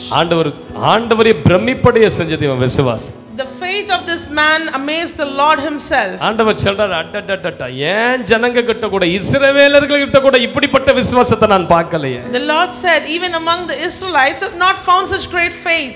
ஆச்சரியப்பட்டார். He was amazed. ஆண்டவர் பைபிள்ல எங்கேயுமே ஆச்சரியப்படல. We have not seen the Lord being amazed in the இவன் Bible. விசுவாசத்தை கண்டு கர்த்தர் ஆச்சரியப்பட்டார். But the Lord was amazed at his faith.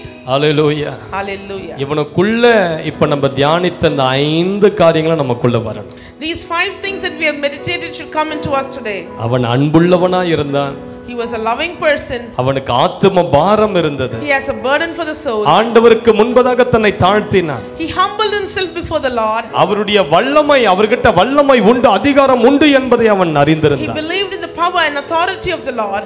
ஆண்டவர் மேல அவனுக்கு ஒரு பெரிய நம்பிக்கை இருந்தது. And he had great faith in the Lord. ஆண்டவர் ஏதாவது சொன்னாரா? உன் வேலைக்காரன் சுஸ்தமாயிட்டான் போன்னு சொன்னாரா? Did the Lord say your servant has been healed, you can go? அவர் பேச கூட இல்ல. He did not even reply. இந்த ரெண்டு வார்த்தையை சொல்லிட்டு அவர் மடமடன் திரும்பி போயிட்டார். He just said this and he went away. இவர்கள் வீட்டுக்கு போய் பார்க்க வேலைக்காரன் மரண அவஸ்தையா இருந்தவன் சுஸ்தமாகி உட்கார்ந்து சாப்பிட்டுக்கிட்டு இருந்தானா என்னவோ நல்லாயிட்டான். And when they went back into the house, they saw that this person was very sick and the verge of death was now well. Hallelujah. Hallelujah. எத்தனை பேருக்கு புரிஞ்சது நான் சொன்னது? How many of you can understand? Hallelujah. இதெல்லாத்தையும் கேட்ட பிறகு கூட நான் கசப்பா தான் இருப்பேன், வெறுப்பா தான் இருப்பேன், சத்தியமா உன்னை மாற்றவே முடியாது. If even after listening to all these things, if you say, I will have bitterness, I will have hatred, nothing can change you. உன்னை தாழ்த்து. You should humble yourself. ஆண்டவரை நம்பு. You should believe in the Lord. ஆண்டவர்கிட்ட உனக்கு அற்புதம் செய்கிற வல்லமை உண்டு என்பதை நம்பு. Believe that the Lord has the power to do miracles in your life. சொந்த குடும்பத்தை நேசி. You should love your family. மற்றவர்களை நேசி. You should love others. ஆண்டவர் மேல எவ்வளவு அன்பு வச்சிருக்கிறியோ how much love you have upon the Lord, அதே போல நீ மற்றவர்கள் மேலேயும் அன்பு வைக்க. you should have the same love upon your மற்றவர்களுக்கு neighbors. முன்பதாக உன்னை தாழ்த்து. You should humble yourself before others. மற்றவர்களை உயர்த்தி பேசு. You should talk greatly about others. Hallelujah. Hallelujah. எத்தனை பேருக்கு விளங்குது? How many of you can எழும்பி நின்று எல்லாரும் ஜெபிப்போம். Let us stand up for prayer. ஷகதர பலம். ஆண்டவரே, சுருக்கமா ஜெபம் பண்ணி நான் முடிக்கிறேன். ஹல்லேலூயா. கொர்நேலியு இந்த 100க்கு அதிபதியினுக்குள்ள காணப்பட்ட அந்த 5 காரியங்கள் என் வாழ்க்கையில் அப்படியே அது பிரதிபலிக்கட்டும் ஆண்டவரே. அன்புள்ள இருதயத்தை எனக்கு கொடுங்கப்பா.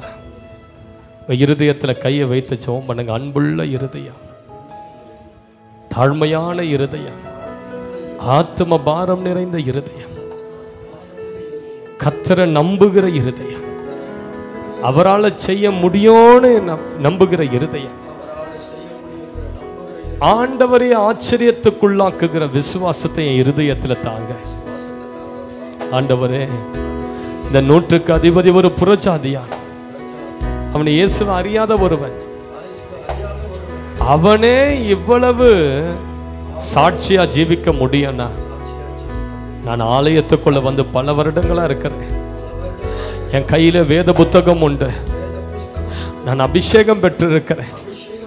ஆண்டவரை குறித்து எனக்கு எல்லாமே தெரியும். நான் எவ்வளவு சாட்சி உள்ள வாழ்க்கை வாழணும். இன்றையிலிருந்து என் வாழ்க்கை ஒரு சாட்சி நிறைந்த வாழ்க்கையா இருக்கட்டும். சாட்சி உள்ள ஒரு ஜீவியத்தை எனக்கு கொடுங்கப்பா. எல்லாரும் கைகளை உயர்த்தி ஆண்டவரை பார்த்து பாரத்தோடு ஜெபம் பண்ணுங்க. எனக்கு சாட்சி நிறைந்த ஒரு வாழ்க்கை எனக்கு கொடுங்கப்பா. இன்றோடு கசப்பு வெறுப்புகள் எல்லாம் என் வாழ்க்கையை விட்டு போகட்டும் ஆண்டவரே, போகட்டும். ஜெபிங்க ஜெபிங்க ஜெபிங்க. கண்களை மூடி சின்சியரா ஒரு 2 நிமிஷம் ஜெபிங்க. 2 நிமிடம். யூடியூப்ல பார்க்கிறவர்கள் ஆண்டவரை பார்த்து 2 நிமிடம் ஜெபிங்க. ஒரு மாற்றம் வரணும்னு சொல்லி கேளு. ஷாக்கா துரா கதரா கடலா பரா. மாற்றம் வேணாம் ஆண்டவரே, மாற்றம் வேணாம் ஆண்டவரே, மாற்றம் வேணாம் ஆண்டவரே.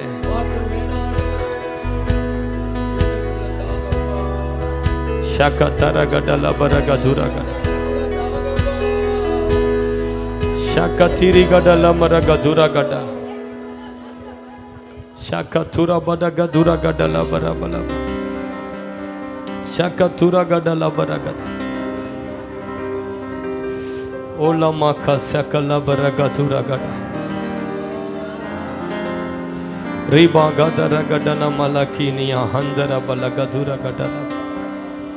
ஆண்டவரை பார்த்துக்கொள்ள சொல்லுங்க. என்னை ஒப்பு கொடுக்கிற ஆண்டவரே, என்னை தர மட்டும் தாழ்த்துகிற ஆண்டவரே, என் சுபாவம் மாறணும் ஆண்டவரே. கசப்பு வெறுப்பு கோவலாம் என்னை விட்டு போகணும் ஆண்டவரே. இந்த பூமியில நீர் எனக்கு கிருபையாய் தந்த வாழ்நாட்களை நான் சாட்சியோடு ஜீவித்து முடிக்க எனக்கு கிருபையை தாங்கப்பா, கிருபையை தாங்கப்பா. உயிர் வாழ்கிற நாட்கள் எல்லாம் ஊழியம் செய்ய எனக்கு கிருபையை தாங்கப்பா. உயிர் வாழ்கிற நாட்கள் எல்லாம் ஆத்தும ஆதாயம் செய்ய எனக்கு கிருபையை தாங்கப்பா. என் பேரை சொல்லி ஒரு 20 பேராவது பரலோகத்துக்குள்ள நுழையும்படியாய் செய்யுங்க ஆண்டவரே. எஜமானனே என் இயேசுராஜனே,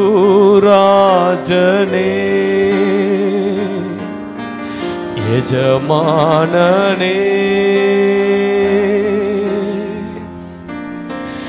என் இயேசுராஜனே,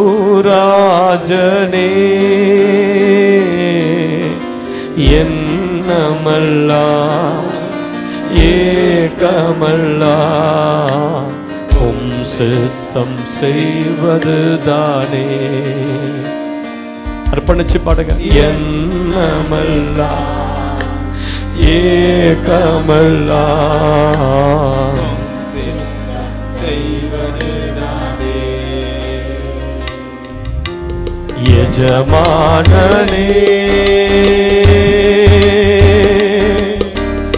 எஜமானனே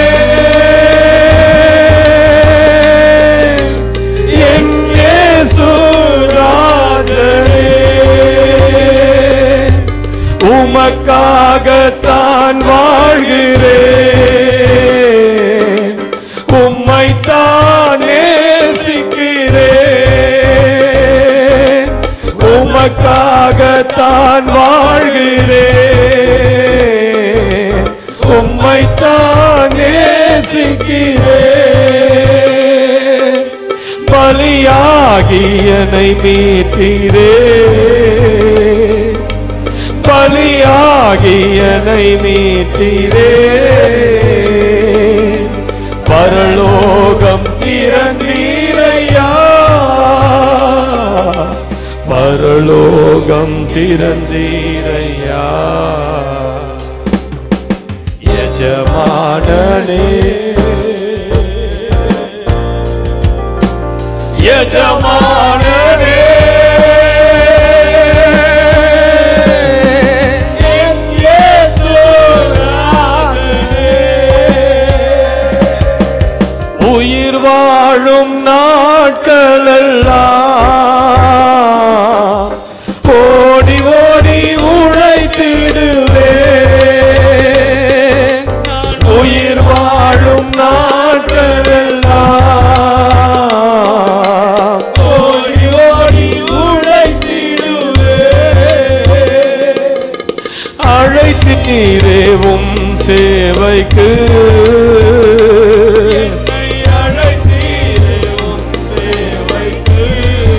அதை நான் மறப்பேனோ, அதை நான் மறப்பேனோ,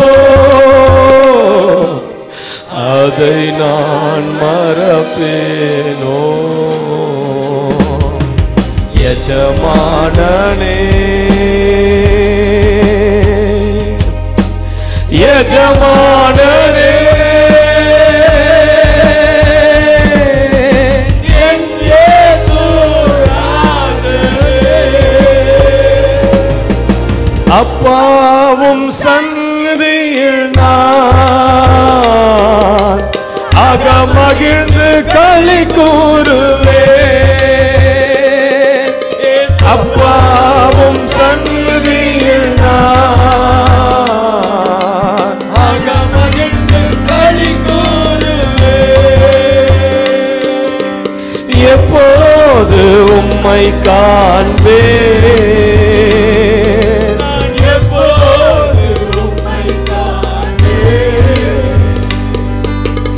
ஏங்குதையா என் இதயம், ஏங்குதையா என் இதயம். எஜமானனே கைகளை உயர்த்தி, எஜமானனே என் இயேசுராஜனே.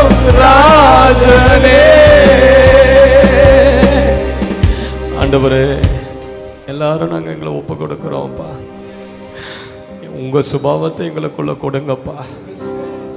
எங்கள் சுபாவம் வேணாம் ஆண்டவரே, தாழ்மையுள்ள சுபாவத்தை கொடுங்க.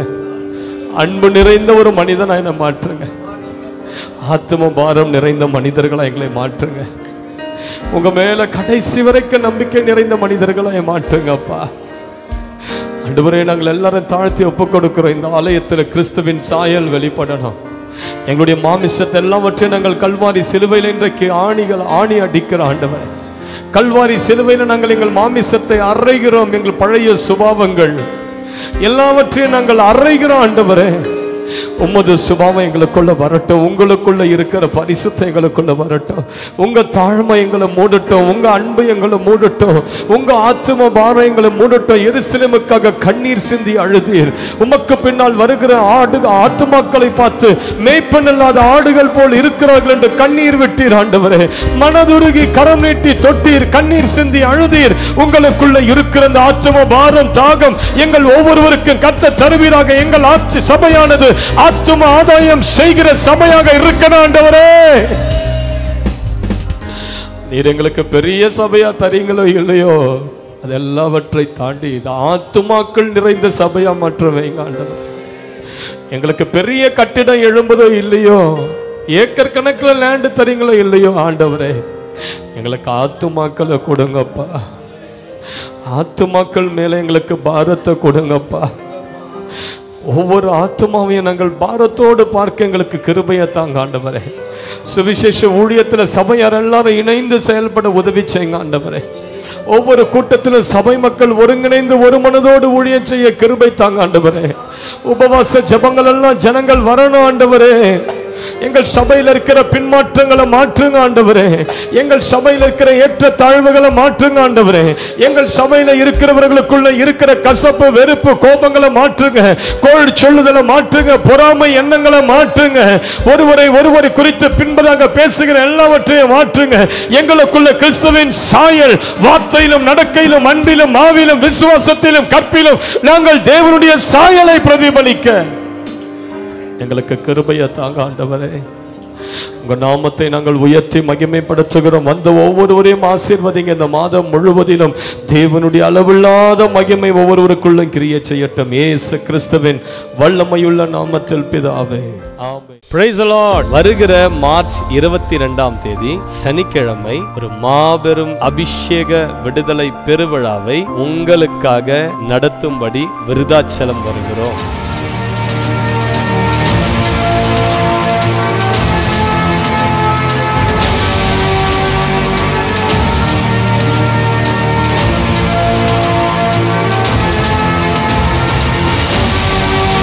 நான் வீட்டில் கூட சேர்ல உட்கார முடியாது, படுத்த படிக்கையோட தான் இருக்கு சொல்லிட்டாங்க. இந்த நரம்பு அழுத்தம் அப்படியே கரண்ட் அடிக்கிற மாதிரி இருக்கும். படுத்துக்கின்னு தான் இருப்பேன். ஆனால் சபைக்குள்ள வந்து நான் ஆராதிக்க அந்த வலி எங்கே போச்சுன்னே தெரியல. என் காலெல்லாம் பழையபடி இருக்குது. நான் மடுக்கிறேன், நான் நீட்டுறேன், எனக்கு ஒன்றுமே தெரியல. ஆண்டவர் எனக்கு சுகத்தை கொடுத்தாரு அந்த சபையில். அது எனக்கு வந்து பார்த்தீங்கன்னா 15 வருஷமா வெரிகாஸ் ப்ராப்ளம் இருந்தது. அது வந்து டாக்டர்ஸ் கிட்ட எத்தனையோ பேர்கிட்ட ட்ரீட்மெண்ட் எடுத்தேன். ஆனால் எந்த ஒரு சுகமும் இல்லை. லட்சங்கள் பல கடந்து போனது தான் மிச்சம். டாக்டருங்க கைவிட்ட நிலையில இங்கே வந்து நான் மீட்டிங்கில் கலந்துக்கிட்டேன். ஐயா ஒரே ஒரு வார்த்தை தான் சொன்னார், இந்த பலத்தோட போங்க, ஆண்டவர் உங்களுக்கு சுகத்தை தருவார்னு சொன்னார். இப்போ வந்து ஒரு காலில் ஃபுல்லாகவே குணமாயிடுச்சு.